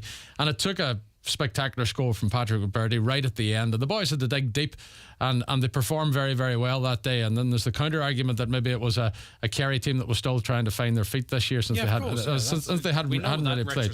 But we've seen patches. I don't want to be too doom and gloom. Yes, the supporters are disappointed, but getting to the Ulster Championship and you overcome down in the first round, you're going to get a huge lift of that. So you are. And they're going to go into matches as underdogs. There won't be the expectation. There's always this expectation around Donegal football. Let me ask you this, right? And I'll put it to Brendan as well. That's all well and good, right? If you are confident, right? You've got the management team, and I'm not criticising the management team, but just, as I say, I want to reflect the conversations that happen there. If you've got the management team that can say, right, lads, we're underdogs, we are going to overcome this, let's prove them wrong. But also, you've got the leaders on the pitch that do that when the going gets tough, right, that they can regroup and not drop their heads and some might feel give in. Like, are those... Well, that's where the players need to come and they need to ask themselves that question. Are they going to be a leader on the pitch? Like, they need to step up. You can talk about managements, and we have this management in place that are trying to change things and have inherited a group of players and are trying to bring other players like Keelan McColgan and through the system. So they are, but if you want leaders on the pitch, it's not the management. The side of the pitch is going to lead. It needs to be the players, and we have to sort of unearth a few of them. So we do, because to be honest, yesterday afternoon, there wasn't any after that goal went through. There was nobody really there to sort of rally the troops. Yeah, Brandon, do we have the tools in Oisín's optimistic, and I like it, optimistic outlook? Yeah. Do we actually have the equipment to pull that off? Me and Oisín's playing good cop, bad cop here. Listen, when it comes to Donegal playing in the Ulster, listen, we're supporting Donegal, we love them. I'm just giving an overview of where I think we're at, and where the rest of the country, where see we're at. And it's all right to be kind of saying, right, we could still go on, potentially this, potentially that. I mean, we're going into a game yesterday where potentially we could still stay up, and we're absolutely annihilated again. And, defensively, people have talked about our defence, and conceding 117 is bad, but only scored 9 points. I mean, it's disastrous in the do-or-die type game. Now, the challenges to Donegal between injuries and suspension and all have been absolutely massive, and I take all that on board. I'm just saying that in the Ulster, if we manage to make a final, it'd be absolutely amazing. Now, the bigger fear for me is the group stages of the All-Ireland, then we can actually compete in them, because you're looking at a Mayo team that is absolutely marauding over the top of us yesterday. So for us to be able to compete, Greg, it's going to take a very tactical setup of a team which I haven't seen so far in the National League, and that's my second fear. Yeah. And that's what I'm asking. What I'm saying is we need to revert to a different type of game, a one which I complain about all the time. I get that, but Greg, when your back's to the wall, there's certain ways you have to play, and I think this Donegal team are going to have to play a very tactical game, go down the Ulster and get into the group stages just to compete against the bigger teams. So maybe we have to have a technical advantage that might outweigh a physical disadvantage, to put it in simple terms. And you're concerned that technical finesse may not be there, or there's just you haven't seen it yet? Haven't seen it yet, Greg. But listen, it's again, you don't want to be on the management. It's been a league that's been tough, Greg. They came in late. I mean, Mayo, for example, Greg, had 9 challenge games played before the league even started. I would say they maybe had upwards of 20 training sessions before Donegal were even got together. So to kind of put us against Mayo yesterday is a bit unfair. There seems to be a lot of unfairness on Donegal going through this league, but that's a tough league. That's where it is. But you and Oisín are both good cop on our expectations. It's just, I think, really you're just maybe being a bit more optimistic. Well, you have to be optimistic, I suppose, Greg. But listen, it is disappointing. And looking to the future, yes, you do have a concern, but we're going into a stage where Donegal need to regroup, Greg. And a lot of what Brendan's saying is correct. So it is. But Donegal, they need to regroup. That may take a lot longer than we we were hoping that it would, and we sort of knew that they were going to have to do it. But this period is going to take a lot longer than what we expected at the very start. But you're on about expectations. Brendan, do you need to go now, Brendan? Are you right for 5 minutes? I'm actually, I have to. No, you don't have to explain. No, you don't have to explain. You better plug his DL debate there before he goes. We can do that anyway. Come here, listen, there's going to be more conversation on the programme. Who do you have? You've got interviews with Mickey McCann, Paddy Carr, Rory Gallagher. Have I got the right one this week, do I? Because you can cut and paste. Yeah, indeed, my man. GEA reporter, sports editor with the iconic media group, Frank Craig, is there. Former Mayo star and RTE pundit John Casey. You've lots of different heads that are going to have great views on all of this. So we really appreciate your time this morning. Good luck with everything, and chat to you after 7 p.m. tonight. Appreciate it, Greg. And it's podcast then. All right, stay where you are. John, come in on the conversation there. Good morning, John. Oisin's with us, Brendan's left. What's your view? My view is I was at the match yesterday, and there's some terrible comments coming from the supporters there yesterday, but I think it's very unfair. And all them young fellas starting out, Brendan's all about tactics here, but you need a team playing well and fit to an order to carry out the tactics, It's very hard, them young boys to come in there and play a few games under that pressure. We put them under yesterday was unreal, You think going down, rebuilding, coming back up, that's actually a positive thing? Certainly has to happen, yeah. Yeah, all right. And we haven't got the players at the minute, just... Well, do you believe, just on that, John, because we had a few texts earlier where people said that, there's good players out there that never get a shot at it. Like, are you happy that it's okay? Good players out there would get the shot, but they're not. It's too professional at the minute, you put their life in hold, really, to play county football now, Oh, it's a huge commitment. There's no doubt about that, and we appreciate every inch of effort. All right, John, thanks for that. And that's the difficult one, Oisin, in when we sort of reflect on it, because as I said earlier on in the programme, we know the pressure on these players and even in their own hometowns and all that kind of stuff. We know the sacrifices they have to make. We know that it's for the love of the game, really. But then at the same time, you've got people yesterday handing over €18. I'm not ready for that. You've got people yesterday handing over €18 and travelling great distances and parking the car and walking in and all. And, they want to feel that they've got a right to sort of say, hold on, this is our team as well, and we want to have our say. The Donegal supporters like to have their say, Greg, so they do across the board. And that's trying to find a good balance in that, because these players are putting their life on hold. It's easy for the supporters to be critical. It's easy for somebody to come on here in your programme and be critical of a Donegal performance. But the commitment that that group has made to the cause of the group and to the cause of Donegal football is unquestionable, because they've basically just parked their lives. That is the level of being an inter-county footballers at the minute. And you touched on about these good players in the county, and John made the point.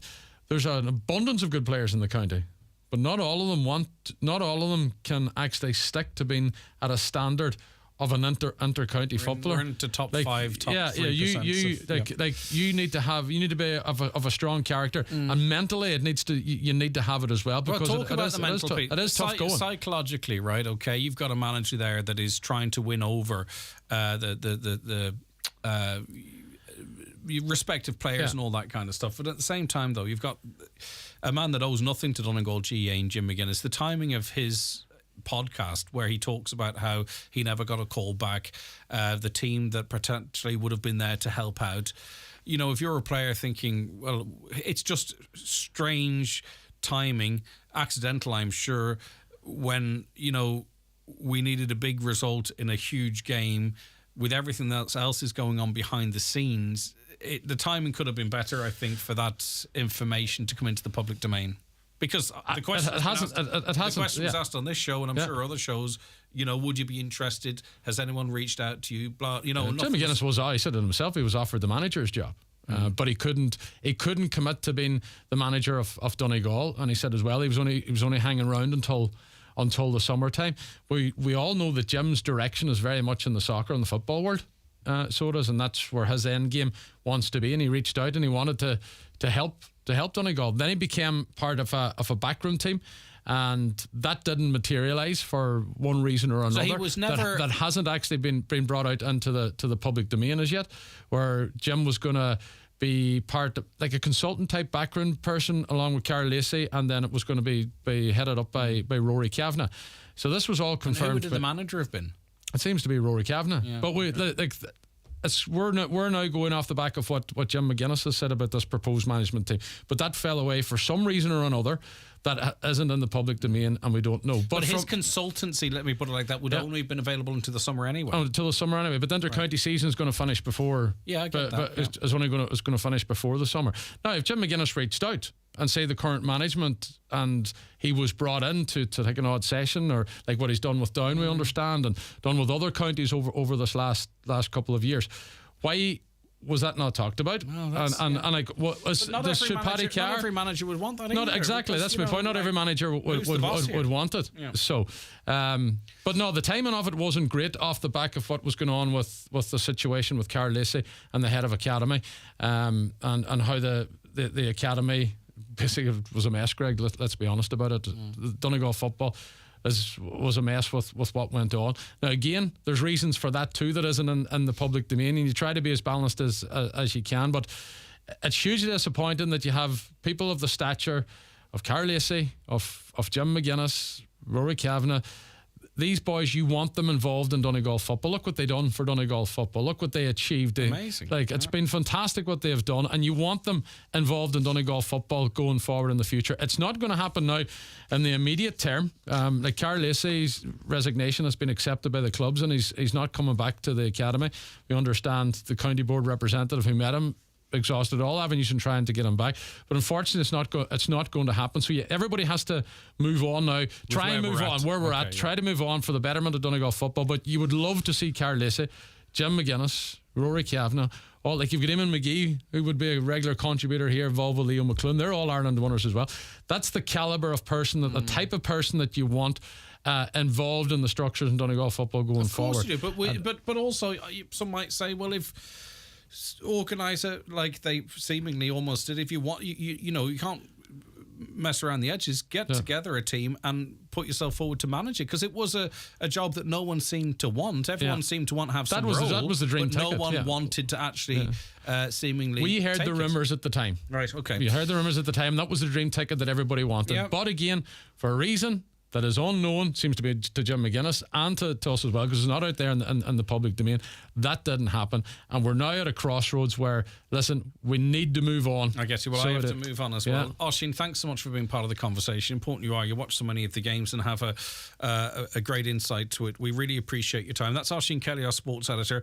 We also thank Brendan Devaney, who will present the DL debate from 7 p.m. tonight, and it will be podcast later then on highlandradio.com, and you can listen to the DL debate in association with Sarah's Kitchen at Sister Sarah's, Letterkenny. News on the way. The 9 till noon show is brought to you by Letterkenny Credit Union, offering low-rate car loans with fast approval. Apply online at letterkennycu.ie or in office today. New trainers from your favourite brands at Brian McCormick Sports, Brooks, Asics, On Running and Hoka.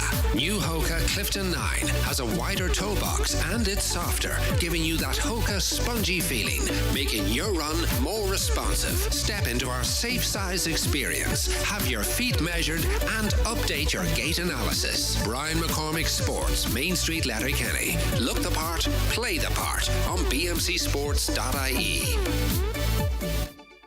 Imlíana, tá grád caiidánach an fetrol in éireann le hathrú go brosla níos glaise. I a de. Sé I a de an petrol caiidánach atá á úsáid hena héan na dúsgurt éireann sa bhreatain agus an go leor tíre orpacha eile. Tuisgur brosla níos glunne be sin na chuidú agin in éireann ar sprucan éráid a bhaint amach ar nastíochtaí a laidú agus ar neistú go saol níos inbhunthe a bhrúchan cín. Le tuile óla se áil te chuig gov.ie/I a de. Tachtdrucht ó rialtas na hÉireann. Dogs, cats, rabbits, birds and fish. Some of the popular home pets that need care and attention every day. At Gary's Pet World, our fully trained staff are here to help you and your pets. We offer great advice and value on all foods, accessories, grooming and care products, with incredible offers on all leading brands. Shop in store at Gary's Pet World, Letterkenny Retail Park, open 7 days per week, or browse and buy 24/7 at petworld.ie. Are you building, moving or renovating in 2023? Think Irwin's Expert Electrical for all your home appliances, big and small. With all the top brands including Bosch, Samsung, LG, Neff and more. Secure your products now with a deposit until you're ready. Irwin Expert Electrical, Letterkenny and Buncrana. Highland Radio weather updates with Ireland West Airport. Discover Edinburgh this summer with Ryanair's 3 times weekly service. Stunning architecture, endless winding streets and an awe-inspiring castle. Ireland West Airport. Don't just take off, take it easy. Rain will clear northwards during the morning and it'll become drier for a time with patches of drizzle. However, further outbreaks of rain will develop during the afternoon and evening. Mild with highest temperatures of 12 or 13 degrees in moderate to fresh southerly breezes. It is 11 o'clock. It's time for a news update and we say good morning to Donna Marie Doherty. Thanks, Greg. Good morning. Donegal County Council, with the support of Transport Infrastructure Ireland, are hosting 2 non-statutory public consultations for the Burton Port to Letterkenny Greenway project. They are to take place in Letterkenny and Dunloe at the end of this month. The project is currently in its first phase, which includes the identification of a project study area and the key constraints and opportunities located within. The consultations aim to inform the public of the project, invite feedback and highlight any other issues that the design team should consider. For more information, you can go to highlandradio.com. Gardaí attended a 2-vehicle road traffic collision that occurred on the M13 at Drumcreen at approximately 8:30 a.m. this morning. It is reported that there were no injuries sustained. Inquiries are ongoing and the road remains open. 1 in every 40 people in Ireland has used cocaine in the last year. A new UN report found Ireland amongst the highest cocaine users in the world, coming in at joint 4th. Only Spain, the Netherlands and Australia have higher users. CAM is being urged after the European financial markets failed to react positively to the rescue of Credit Suisse Bank. Banking shares have fallen sharply despite the multi-billion euro intervention by the Swiss government yesterday, which saw rivals UBS take over the struggling lender. The world's 5 largest banks, including the ECB, have agreed to provide extra funding to shore up the financial system, but failed to allay fears. And finally, 248 medicines aren't currently available in the Irish market. New data from the Medicines Shortage Index reveal the figures marks an increase of 48% on the number recorded last year. Antibiotics, medicines to treat the common cold, and 13 categories of eye drops, amongst others, are proving difficult to import. That's all for now. We'll be back again with more news headlines at 12 o'clock. Thanks, Donna Marie.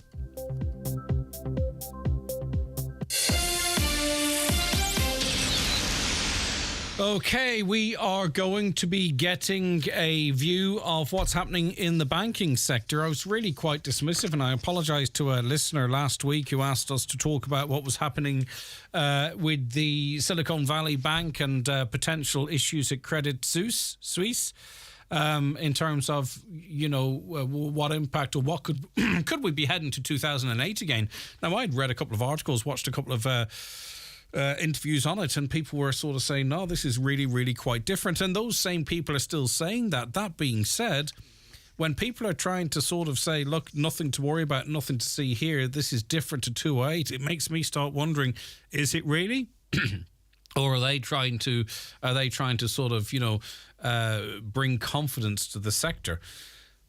Yet we might be heading to the inevitable. So we're going to be talking about the banking sector, where it's going, what might happen, and so on and so forth. That's with Mark Cohen, founder of Money Sherpa. But we do have to catch up on a break, which we carried over from the last hour. My apologies.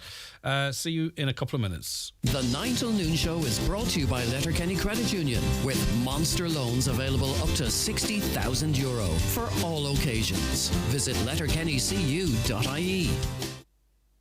The one and only Tom Jones is back, and we're going to be there. Join us as Highland Radio hit the road to see the timeless legend as he headlines Belsonic 2023, Friday 16th of June. Your trip includes luxury transfers, bed and breakfast in the 4-star Clayton Hotel Belfast, and your standing ticket to the outdoor event. Contact us today on 074 9125,000 to see Tom Jones at Ormo Park, Belfast, Friday 16th of June.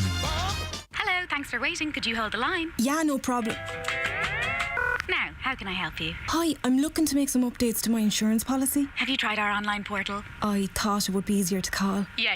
No. You're going to have to log on to amend your policy. Thanks for calling. No, wait. I don't know my password. Get the feeling that your insurer doesn't want to talk to you? At Local Insurance, we understand your needs. Call today for a bespoke quote or find us online at localinsurance.ie. Local Insurance, we'll get you sorted. The Local Insurance Network DAC Trading's Local Insurance is regulated by the Central Bank of Ireland. Local Insurance is a tied insurance intermediary of Acorn Brokerage Limited. Acorn Brokerage Limited trading as Acorn Insurance is regulated by the Central Bank of Ireland. Do you have a favourite business in Donegal that you absolutely love? If they're your go-to for exceptional service, it's time to give them the recognition they deserve by nominating them for the Highland Radio Customer Service Awards in association with PGIM Ireland. Our Customer Service Awards celebrate the businesses that go above and beyond to provide exceptional service. This award is a great way to show your appreciation for the businesses that make a difference in your life. To nominate your favourite business, simply visit highlandradio.com and fill out the nomination form and tell us why you love this business. The winning business will receive recognition at our special awards ceremony on the 28th of May. Plus, they will have the satisfaction of knowing that they have made a positive impact on their customers. So don't wait any longer. Nominate your favourite business today. It only takes a few minutes by going to highlandradio.com. Nominations close on Friday the 7th of April. It's not just that Sarah can't rely on the rains to come this year. It's not just that the only water left could cost her life. It's not just that she has seen all her crops destroyed and she is struggling to feed her little boy. Like thousands of parents living in regions devastated by drought, Sarah is living in fear, and it's not just. This Lent, your help can make all the difference. Visit trocra.org or call 1-800-408-408. Trocra. Together for a just world. Now, calm is being urged after European financial markets failed to react positively to the rescue of Credit Suisse Bank. Banking shares have fallen sharply despite the multi-billion euro intervention by the Swiss government yesterday, which saw rival UBS take over the struggling lender. The world's 5 largest banks, including the ECB, have agreed to provide extra funding to shore up the financial system, but it's failed to allay fears, and more experts are coming out to say, don't worry, it's not a repeat of the global banking collapse in the late 2000s. Now, the more people say that to me, the more I'm concerned that it actually is. Mark Cohen's founder of Money Sherpa, regular guest on the show, is back with us. Good morning, Mark. Morning, Greg. Right, we're being told it's not the same. We're being told that the main banks are well-resourced, they're going to be well-protected, but yet here we are seeing some of the medium, smaller-sized banks going to the wall, and people with a financial interest in this by way of shares and what have you are rattled. Are you rattled? Yeah, I'm not rattled, and I'm not particularly surprised, actually. As interest rates rise, that turns up the pressure on the whole financial system. We've had kind of 15 years where everybody's got used, ourselves as consumers, but also the banks, to a low interest rate environment. As the pressure has turned up with higher interest rates, then a few things have started to go pop. And the big question that's kind of spooking the markets is whether this is just the system blowing off steam or whether the whole thing is about to go kaboom. And I think really the both of the cases that triggered these issues, Silicon Valley Bank in the US and Credit Suisse, the big Swiss multinational bank, did have some unique circumstances behind them. And I think it is important to remember that. But the thing that's making everybody nervous is those interest rates being so high, it is definitely putting the whole financial system under pressure. I mean, Bank Swiss was a basket case, losing billions every single year. People keep saying now this was inevitable, but it was inevitable. Why was something not done before now if it was so obvious that there was a bit of recklessness at that bank? It's sort of maybe the lack of oversight and regulation of banks that did cause 2008. Is this just the one we're hearing about now and more to follow? Yeah, I mean, banks are the reason we end up talking about banks all the time is because banks are weird. Effectively, their business model is really fragile.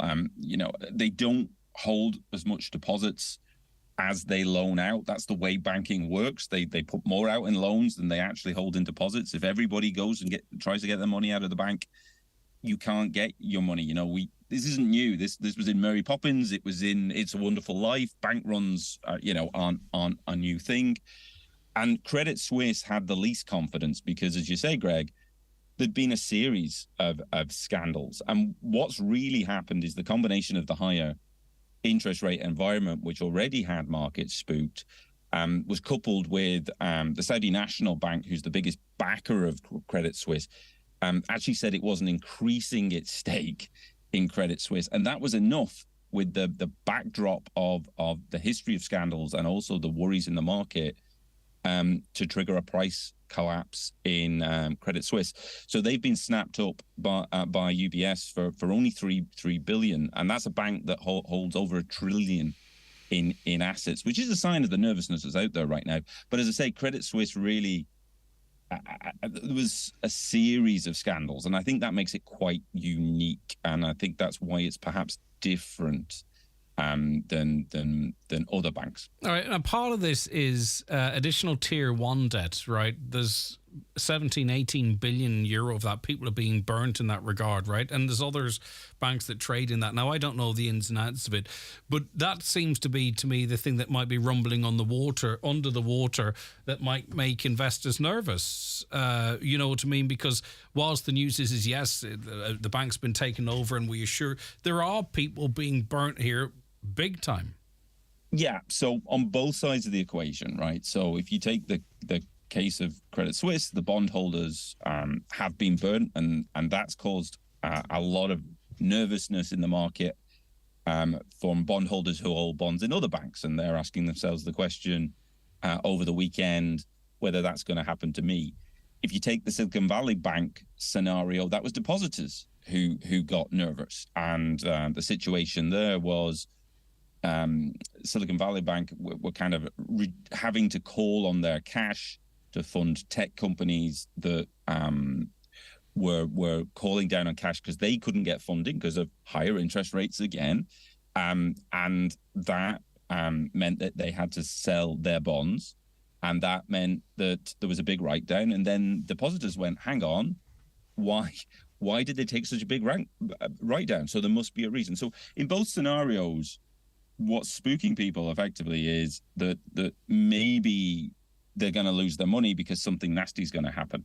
But I would say in both scenarios, so in Silicon Valley Bank, the US regulations were repealed only, I think it was 3 or 4 years ago under the Trump government for what they call small banks. So small banks are under $250 billion US. So they're big in an Irish context, but these are the regional banks. And to be honest, in my view, if that regulation hadn't been repealed, and that regulation exists in our banks, for example, we are subject to stress testing and a lot of other things, the situation in Silicon Valley Bank wouldn't have happened. So that was a Trump deregulation that created this unique scenario in Silicon Valley Bank. In Credit Suisse, we've already talked about that, how that was a unique case. You've talked too about the impact of rising interest rates. In Europe, we've ploughed ahead again with a further increase, and I think they did similarly in the US not so long ago. Every action has a reaction. There are those who are saying that to fight the inflation, that raising interest rates is not the way forward. So we're being told the reason as to why interest rates are going up. We are seeing at the moment still inflation increasing, okay? Yet we are seeing then the negative impact these high interest rates are having, not only in the banking sector, but other areas of industry. So then why are the officials in the United States and ours in Europe here continuing with this policy of raising interest rates when it's not seemingly yet having the result of lowering inflation, but it is creating this uncertainty and threat to banks, for example? Yeah, it's a great question, Greg. And to be honest, it's because it's the only lever that they've got.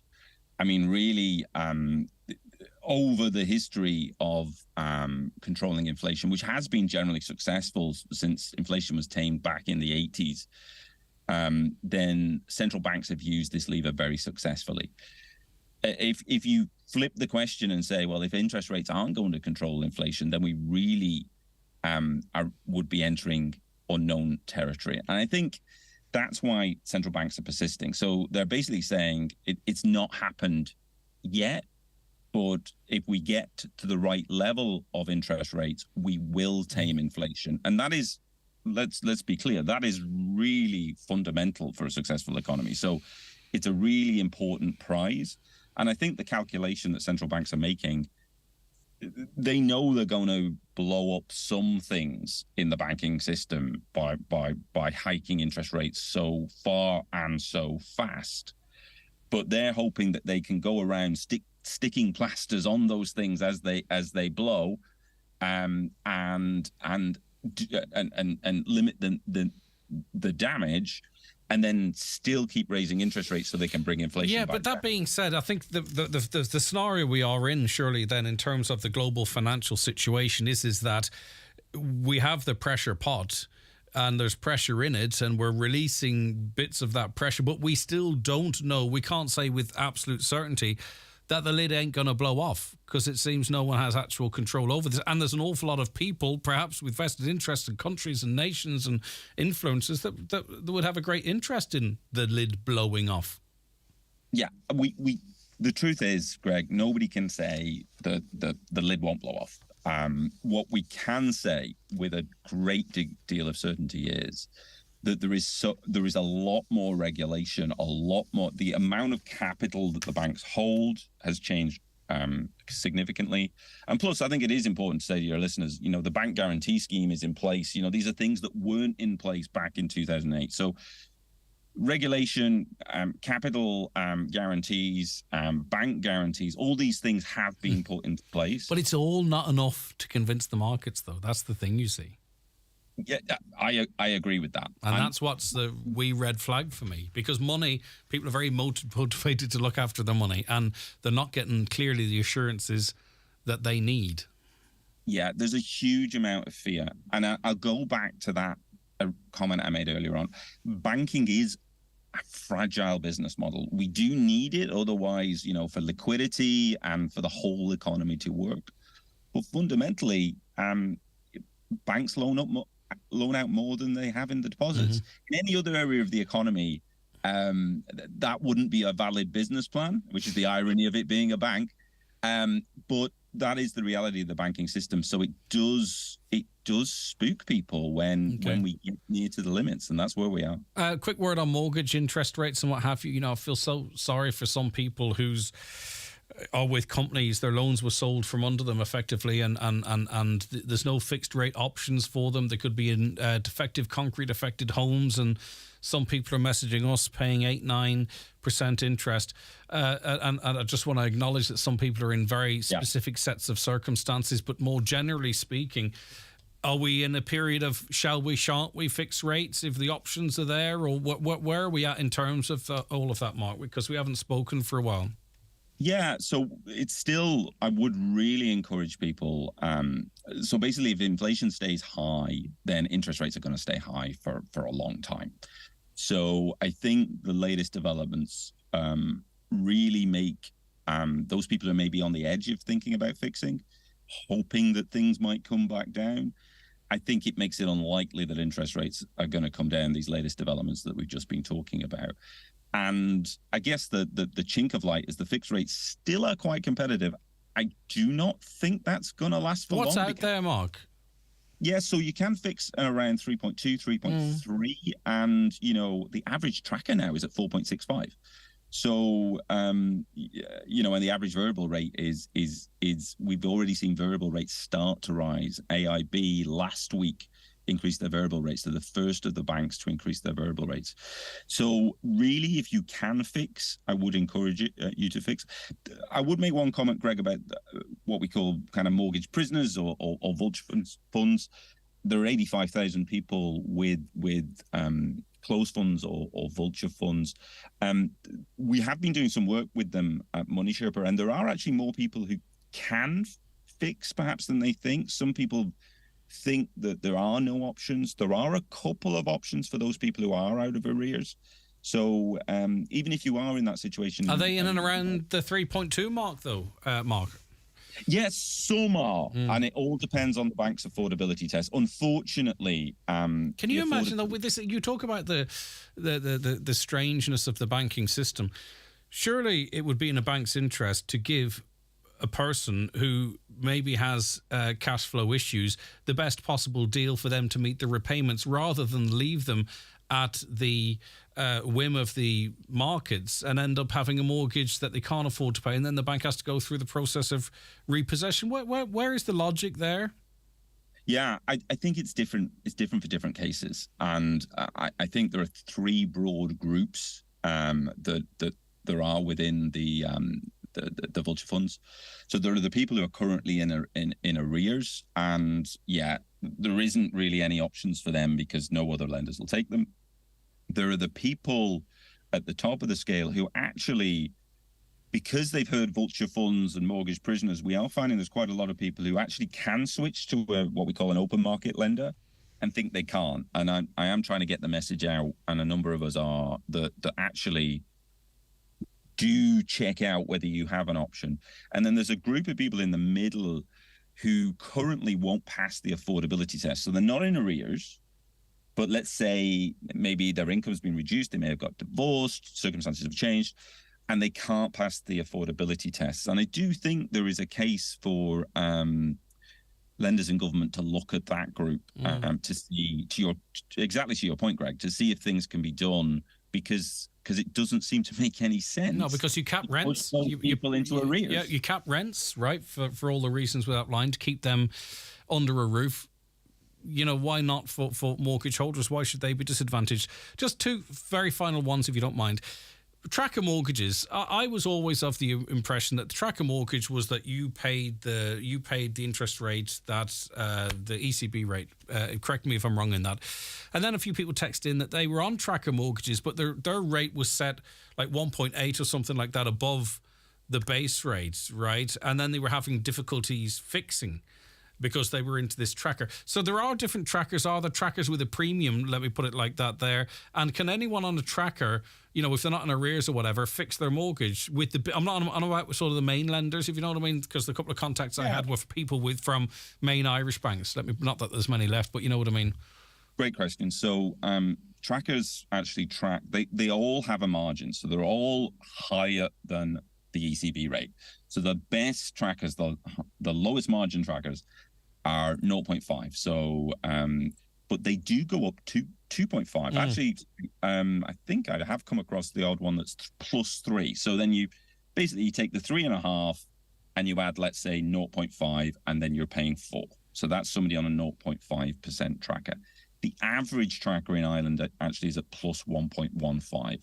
So the average person on a tracker is actually paying 4.65. So ECB rates. How things have changed, Yeah, and it's now 4.65.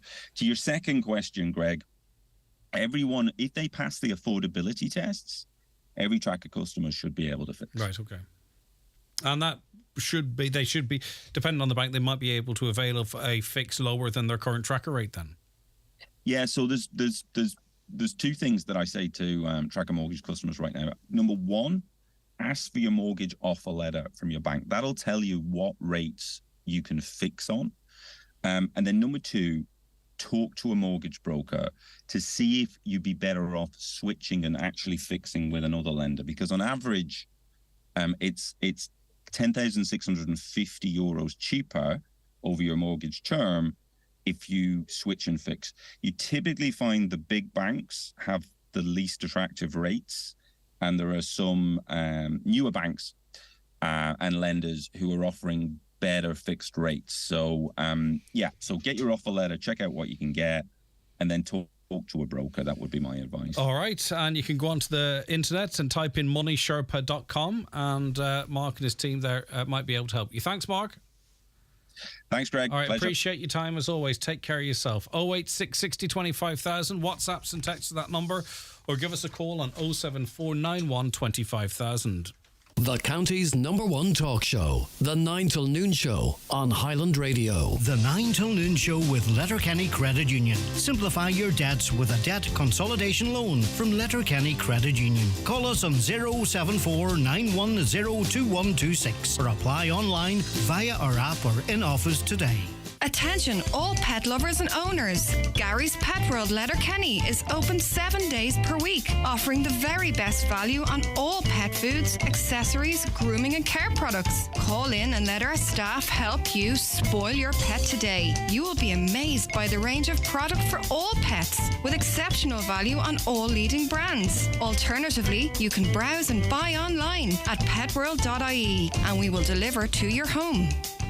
Hi, Paddy here at Shane Conley Cars in Donegal Town. Are you looking to upgrade your car? With Shane Conley Cars, you'll find makes and models for every budget. Great finance options, and we also accept trade-ins. Check out shaneconleycars.com or call in to us at Shane Conley Cars from Lonher Road, Donegal Town. Not long till our trip to Ards in North Down. I can't wait to dust off the golf clubs. Or maybe I get some R&R in the spa. We could book in some paddleboarding. Or maybe kayaking this time. The kids would love that. There's loads of great options for dinner and drinks. The main question is, what do we do first? Create moments to remember. Find great value breaks at visitardsandnorthdown.com/offers. At On Post, we believe in giving you more power over how you bank. That's why AIB and Bank of Ireland customers can now lodge and withdraw money at any of our 900 post offices across Ireland 6 days a week. That's right, your bank is in your post office for personal and business banking alike, meaning you can bank wherever you live or work. Visit your local post office or onpost.com/everydaybanking. On Post, your money for your world. Allied Irish Banks plc and Bank of Ireland are regulated by the Central Bank of Ireland. Highland Radio time checks with Expressway. Travel route 32 from Letterkenny to Dublin. Expressway, bringing you the time at... It is 11:26. Stay where you are. If you've texted in on any of the topics we've been talking about today, we'll be getting to some of those very shortly. But I want to go to Donald Logue now. Donald Logue, I beg your pardon, who's chairman of Donegal's IFA Potato Committee and potato grower himself. Good morning, Donald. Thanks very much for joining us. Hello, Greg. Thanks for having me. Right, okay. So, I take it this hasn't come out of the blue, but some stark headlines today talking of potato shortages and job losses in the sector. Is it all down to input costs, or what's the problem, Donald? Yes, it is. So, for instance, it is input costs, and basically what the whole thing is, the three main factors in the whole thing is the cost of electricity, fertiliser and diesel. So there's the cost of running cold stores, etc., for the electricity, the cost of diesel for running the machinery to plant the potato, and the fertiliser, as you've likely heard through from last year to now, like fertiliser has more or less doubled, if not trebled. Now, retailers sometimes see the potatoes as a loss leader. You know, they're not. You know, we don't see a great increase to the consumer, I don't think, generally speaking. So that must mean that it is the likes of yourself and others in the production chain that are having to absorb these increases. There's no extra cash there for you to make it worthwhile. Yes, that's correct. You have every other line of food that basically through inflation has went up between 16 and maybe 18 and sometimes maybe as high as 20. And you have the potato itself, which only really has taken a rise of between 1 to 1.4%. So I don't really think that's overly fair, because if we don't get a fair reflection on price return, there's going to be a mass exodus of farmers out of the industry. You know what I'm trying to say, Greg? So who needs to intervene here? I mean, it's probably late in the day for the retailers to all of a sudden grow a conscience and say, all right, okay, well, we need to give you guys more. They probably have other options from other suppliers or importation or what have you. I mean, is this something that requires an intervention or commentary, at least from Minister Charlie McConalogue, for example? What can happen in the short window that we have to ensure the likes of yourself and others stay in the potato growing industry? Yeah, the Department of Agriculture, or Charlie McCullough himself, like, needs to speed up the process of getting the food ombudsman into position so he can look at this and really intervene and say, right, enough's enough. Like, the potato grower needs a fair price for his product. Like, like, Ireland is renowned for growing potatoes, and, like, especially Donegal, like, there's maybe some of the best potato growers in the country in Donegal, so we do. Do we really want to be importing a food source that can be so easily grown in this country? So, like, it beggars belief that the potato man can't, or woman can't, get a fair return for all their hard work, you know? Yeah, and we're already seeing some of the big players in the potato growing market exiting this year, signaling their intent in that regard, potentially with more to follow unless things improve drastically quickly. Yeah, potato growers, like, could be, like, they've been forced out of business, so they are, and if something isn't done very quickly, like, you're going to have a real exodus, like what happened in the vegetable end this last block of years, where supermarkets and pre-packers and all that there isn't given a fair return fair return of margin for the hard work that goes on. The storage costs, like, storage costs is the real big one. And, like, do we want a real mass exodus? And also, too, the amount of labour that is tied up, all that there, them people could be out of jobs and, looking elsewhere, like, or if there is anything out there. So we have, in relation to, rising input costs and scarcities, right? We have seen staples like butter, milk, flour, pasta, those types of foodstuffs, particularly the latter two that I mentioned there, going up in price. And presumably that was so producers were compensated for their increased costs. Why has the increase been so small for potatoes? What's going on that the potato farmer, their plight's not being recognised then? Do you have any insight into that for us, Donald? I can't really answer that. I don't know what really goes on behind the doors of pre-packers and the retailers. There's no point in me saying when I don't have any insight into that. It just seems to be they just think they're just going to stay there and just keep growing and just keep getting battered from pillar to post. I don't know what could be done. It's the case where the IFA is actively looking to sit down and have a meeting with the big retailers to see if there can be a fair share of the price go back, plus the only problem is storage costs. Yeah, I get you, but the only problem is I think a lot of the retailers see the humble potato as that lost leader, as that product that gets people in through the door, and then they can make their money back elsewhere, on different products, which doesn't bode well for the grower. But look, we'll track this story. Thanks, Donald, for giving us an insight into it, and we see where it goes from here. That's dead on, Greg. All right, good man. All right, take care. Go ahead. All right, Donald, thanks very much. Donald Logue there, who's the chair of the Donegal IFA's Potato Committee, also a potato grower himself. Watch the show live now on YouTube, Facebook and at highlandradio.com. The 9 till noon show is brought to you by Letterkenny Credit Union. Digital loans now available. Apply online or via our app today and get your loan transferred directly to your current account. I've lost my car keys. Lost my car once in a multi-story. Lost my patience. My hair? Lost that a while back. But this week, I found things I thought had gone forever. The crackle of needle on vinyl. Leaves crunching. I found them all at Specsavers. I got free hearing aids with PRSI. And now those sounds are back. So's my joie de vivre. Still can't find those keys, though. Book a free hearing test today. Terms and conditions apply. See our website for details. At ESB Networks, we're connecting Ireland to a clean electric future. And as part of the National Smart Metering programme, we're now installing smart electricity meters in your area.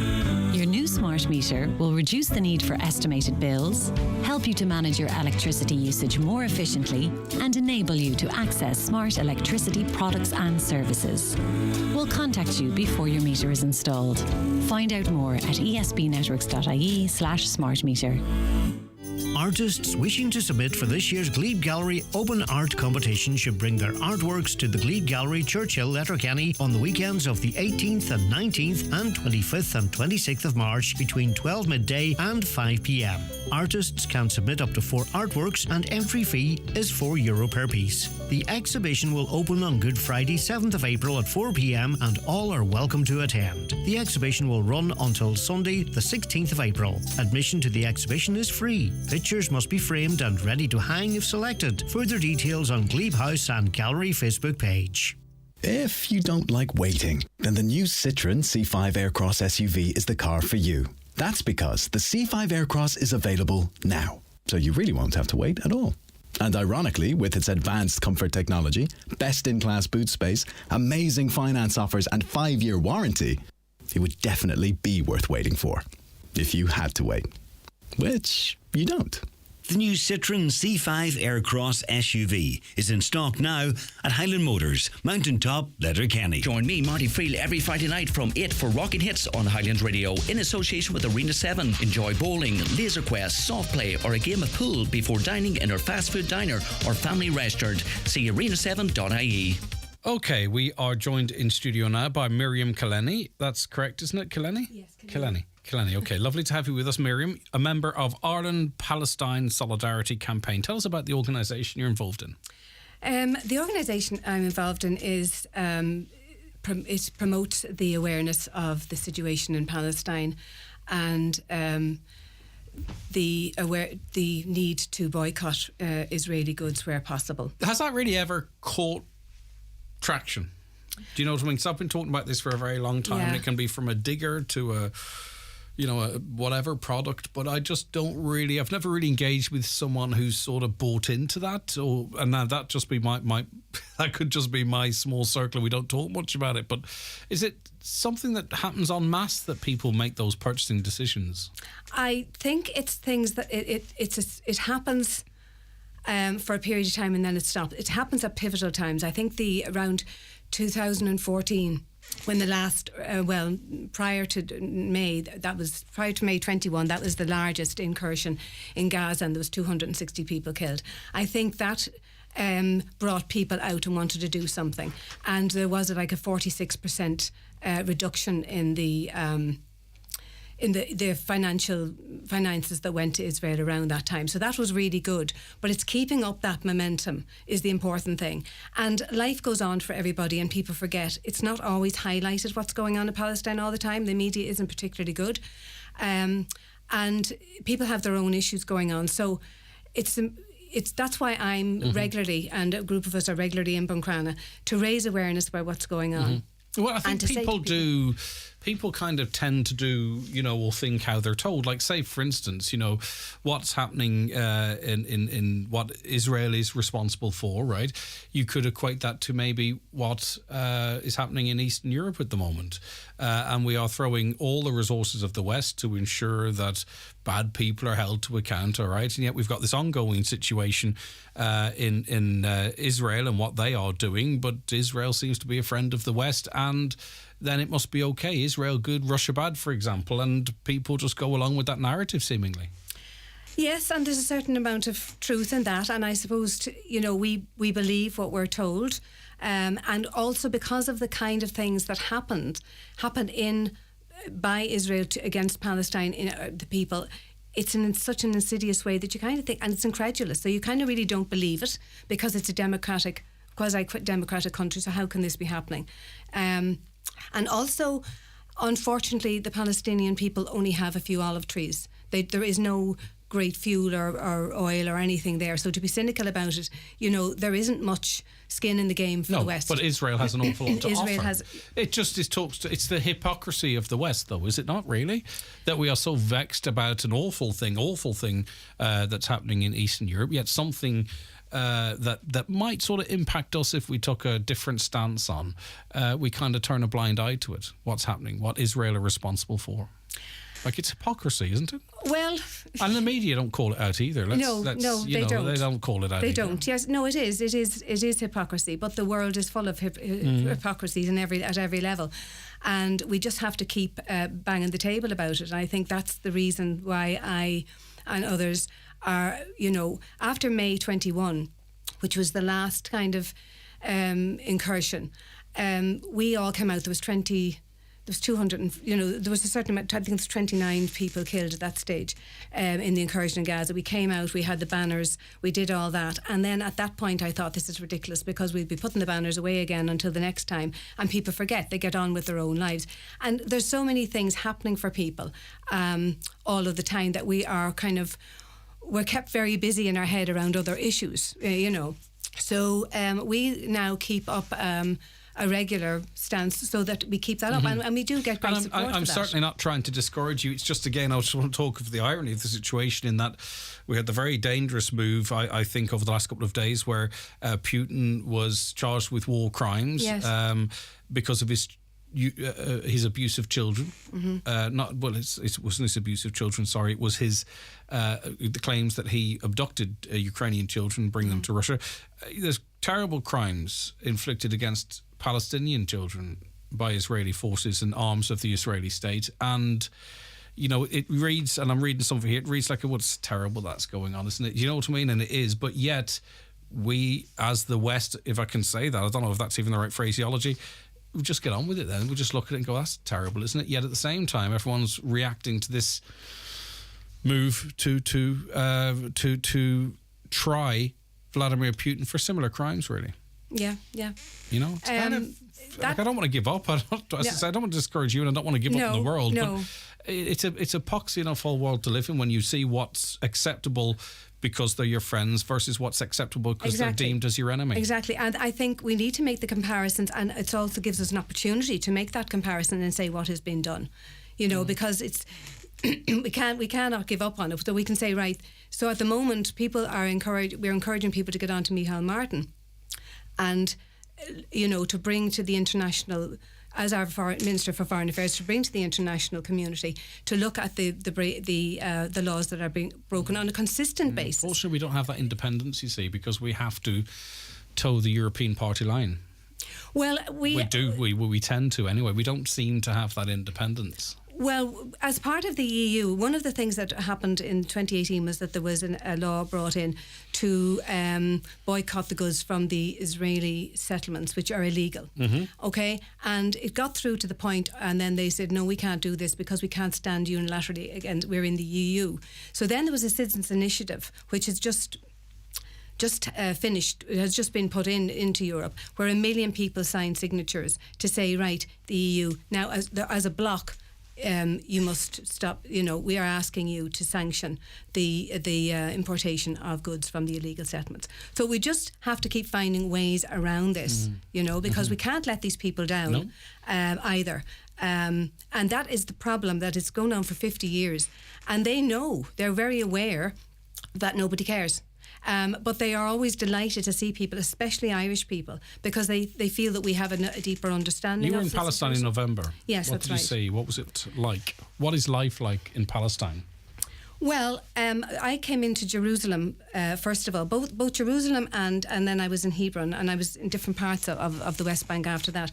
And I mean, Hebron and Jerusalem are both conservative cities. They're not like Tel Aviv, which is much more secular. So you're immediately in Jerusalem hit by the aesthetic Jewish community, as everybody is in the black suits, the children, even the babies, they're all in ringlets, all that kind of thing. It's a very regulated kind of a city. And the enormity of the military presence is the other thing. Very young men and women doing their military service. And if they weren't doing there, they would have been, it's something they have to do, or else they're imprisoned. They have no choice about that. These same young people are sent then into the West Bank. So then I went down to Hebron, and again it's another conservative area. So there's no alcohol. I was told to dress very conservatively, etc. But there's a much more relaxed kind of vibe when you cross the border. It reminded me of like 30, 40 years ago here. You only put on your safety belt when you're going across into the north. So when you're taking a taxi, because it's all kind of large taxis.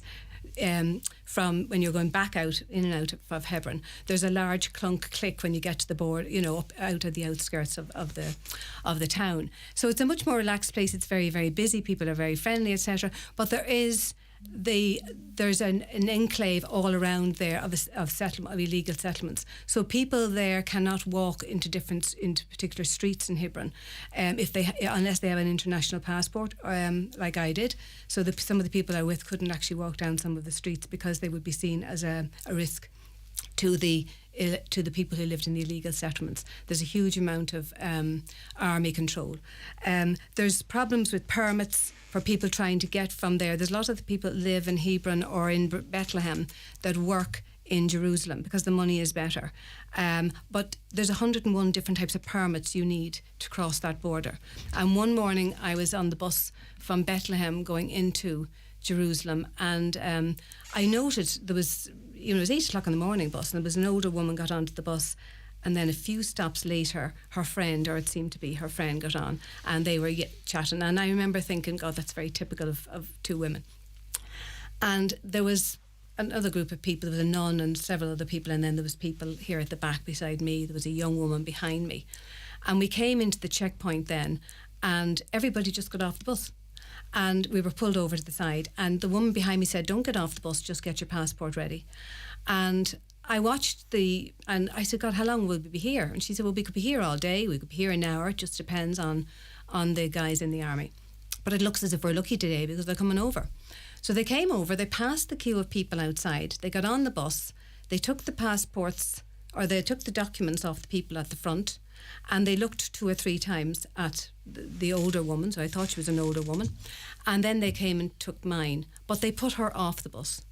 So mine was fine, of course, and I said, "Well, where's that woman?" We're in the middle of nowhere as far as I could see. So I said, "Where's that woman going to go?" And she said, "Well, she'll probably have to go and try and get into at another checkpoint, but she mightn't get in." So that's a daily reoccurrence. The people outside were checked, they all got back into the bus, and life went on as normal. No one passed any remark about the fact that woman was put off the bus in the middle of nowhere because her permit was... Now, you only get 4 permits a year now, so if you want to bring your children to the zoo, they're not going because there might be someone in hospital that you have to see first. So it's a freedom of movement which is completely denied. Do you think sometimes it's hard to those that might be inclined to be most likely to campaign maybe for people being wronged, for the likes of people in Palestine, have difficulty with it sometimes in terms of their questionable human rights record, their treatment of women, what women are allowed or not allowed to do, attitudes towards the LGBT community? Do you think that sort of gives people a crisis of conscience?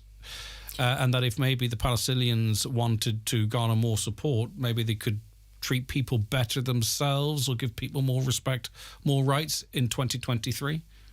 I think the Palestinians are well aware of that situation, and it's not all Palestinians. It varies by region, I understand that. Yeah. I mean, if you're in Gaza, I certainly wouldn't like to be a woman reared in Gaza. And they're they are concerned, but they know that they're under Jordanian laws, and that has to change. So those things are there. And those things are happening all the time, and there's plenty of, even though we don't see women out publicly, when we see the television, there are plenty of very strong women's groups in Palestine. And again, I'm not saying that to try and to...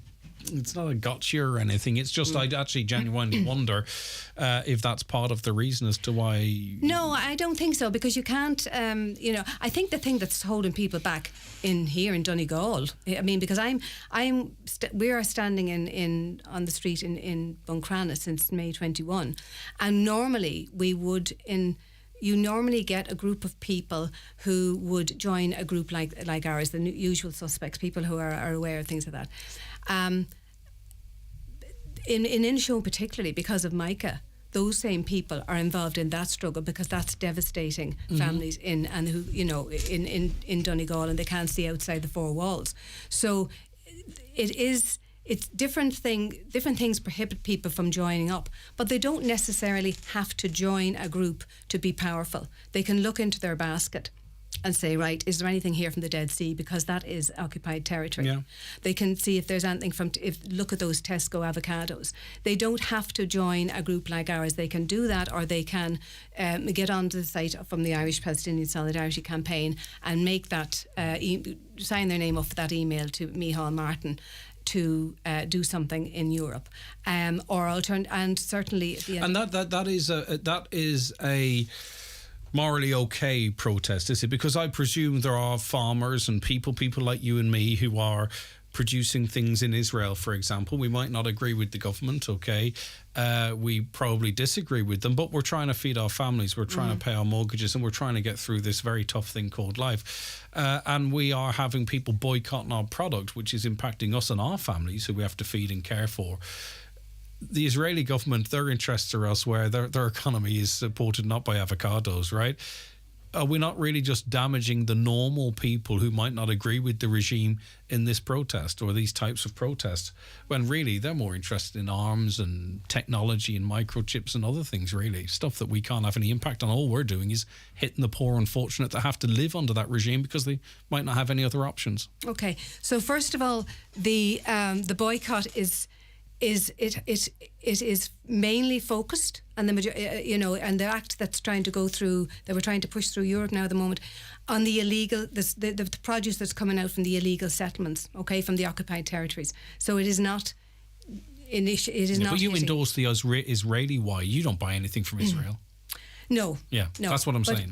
What alternatives, when it comes down to what alternatives do you have, you can't take on, and I'm not advocating any kind of violence, because that hasn't got, unfortunately. No, I understand exactly. We can't take on the biggest army in the world. Yeah, okay, it's not a good strategy. This is, the boycotting is a strategy of, it's a tactic in a load of other strategies. A lot of things had to happen in South Africa. You see, before the this. thing, what I don't understand is why people have to take these actions, because you pressure your leaders. You would hope that these issues are raised in the houses of power, be it the Dáil or in France or in Germany or wherever it might be, and you have politicians that might speak out of the EU Commission, and some do, but not very many do.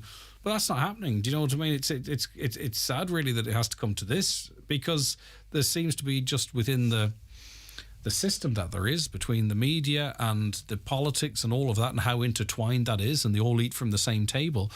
We can have no faith that politically, unless it becomes fashionable to do so, that politically really anything or any moves on to try and pressure Israel will actually happen in a big, meaningful way. Well, I think there's a couple of things happening at the moment, and I think to go back to what we were saying about Ukraine, because of the sanctions that are trying to be imposed on Ukraine, and because of the massive international response to that, we can then use that as a power base to say, look, we take the high moral ground here, what is happening with Palestine, okay? And the other thing, which has just slipped out of my head completely now, that I was going to say is, yes, is the new Israeli government, which is deeply fascist at the moment, are nearly creating their own their own problems, because Israeli people themselves are out marching now. They do not want the new policies that they're bringing in. Okay, so maybe the timing might be right for more progress, if that's your will, if that's what you want. Okay, so Apartheid Week runs from the 21st of March until the 28th of March, so it's upcoming. What, in the final minute that we have, what do you want to tell people about? I want to ask people first, look in their baskets, contact their TDs in relation to the international approach, and also on the 30th of March in Donegal Intercultural Platform, there is a film and a Q&A where we're trying to set up a Northwest Irish Palestinian Solidarity Campaign group, and I would urge everybody to come along to see that. It'll be a very interesting night.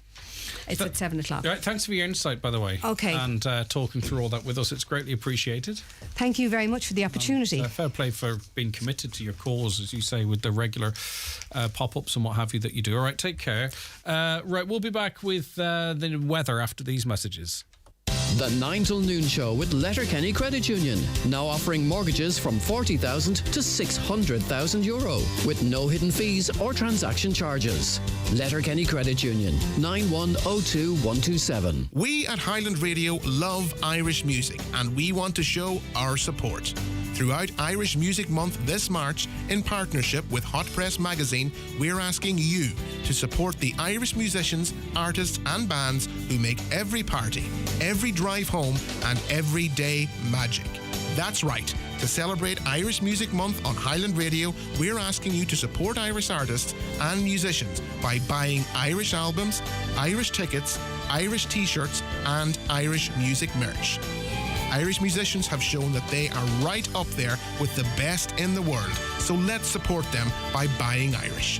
Proudly supported by Highland Radio, Hot Press, IBI and the BAI Sound and Vision Fund. Are you looking for an exciting new opportunity? Randox Toronto are hosting a Careers Open Day on Saturday, 8th of April from 9:30am until 12:30pm in Dunloe, Donegal. Come in and see the facility, discuss job opportunities directly with staff and be in with a chance to win an Easter basket. Apply for roles at randox.com. Are you ready to experience something extraordinary? Cultural gems in Croatia, ancient temples in Asia, art in Italy. Anything and everything is possible with Travel Department. Pick a destination and a date and we'll take care of everything. Flights, accommodation, excursions, expert local guides and all that planning. For guided group tours to dream destinations, book today at traveldepartment.com. Irish owned and operated for over 25 years. Travel Department. Let's see more. Highland Radio weather updates with Ireland West Airport. Fancy a European city break this summer? Discover the beautiful cities of Barcelona, Cologne and Milan with Ryanair. 6 flights a week for summer 2023. Ireland West Airport. Don't just take off, take it easy.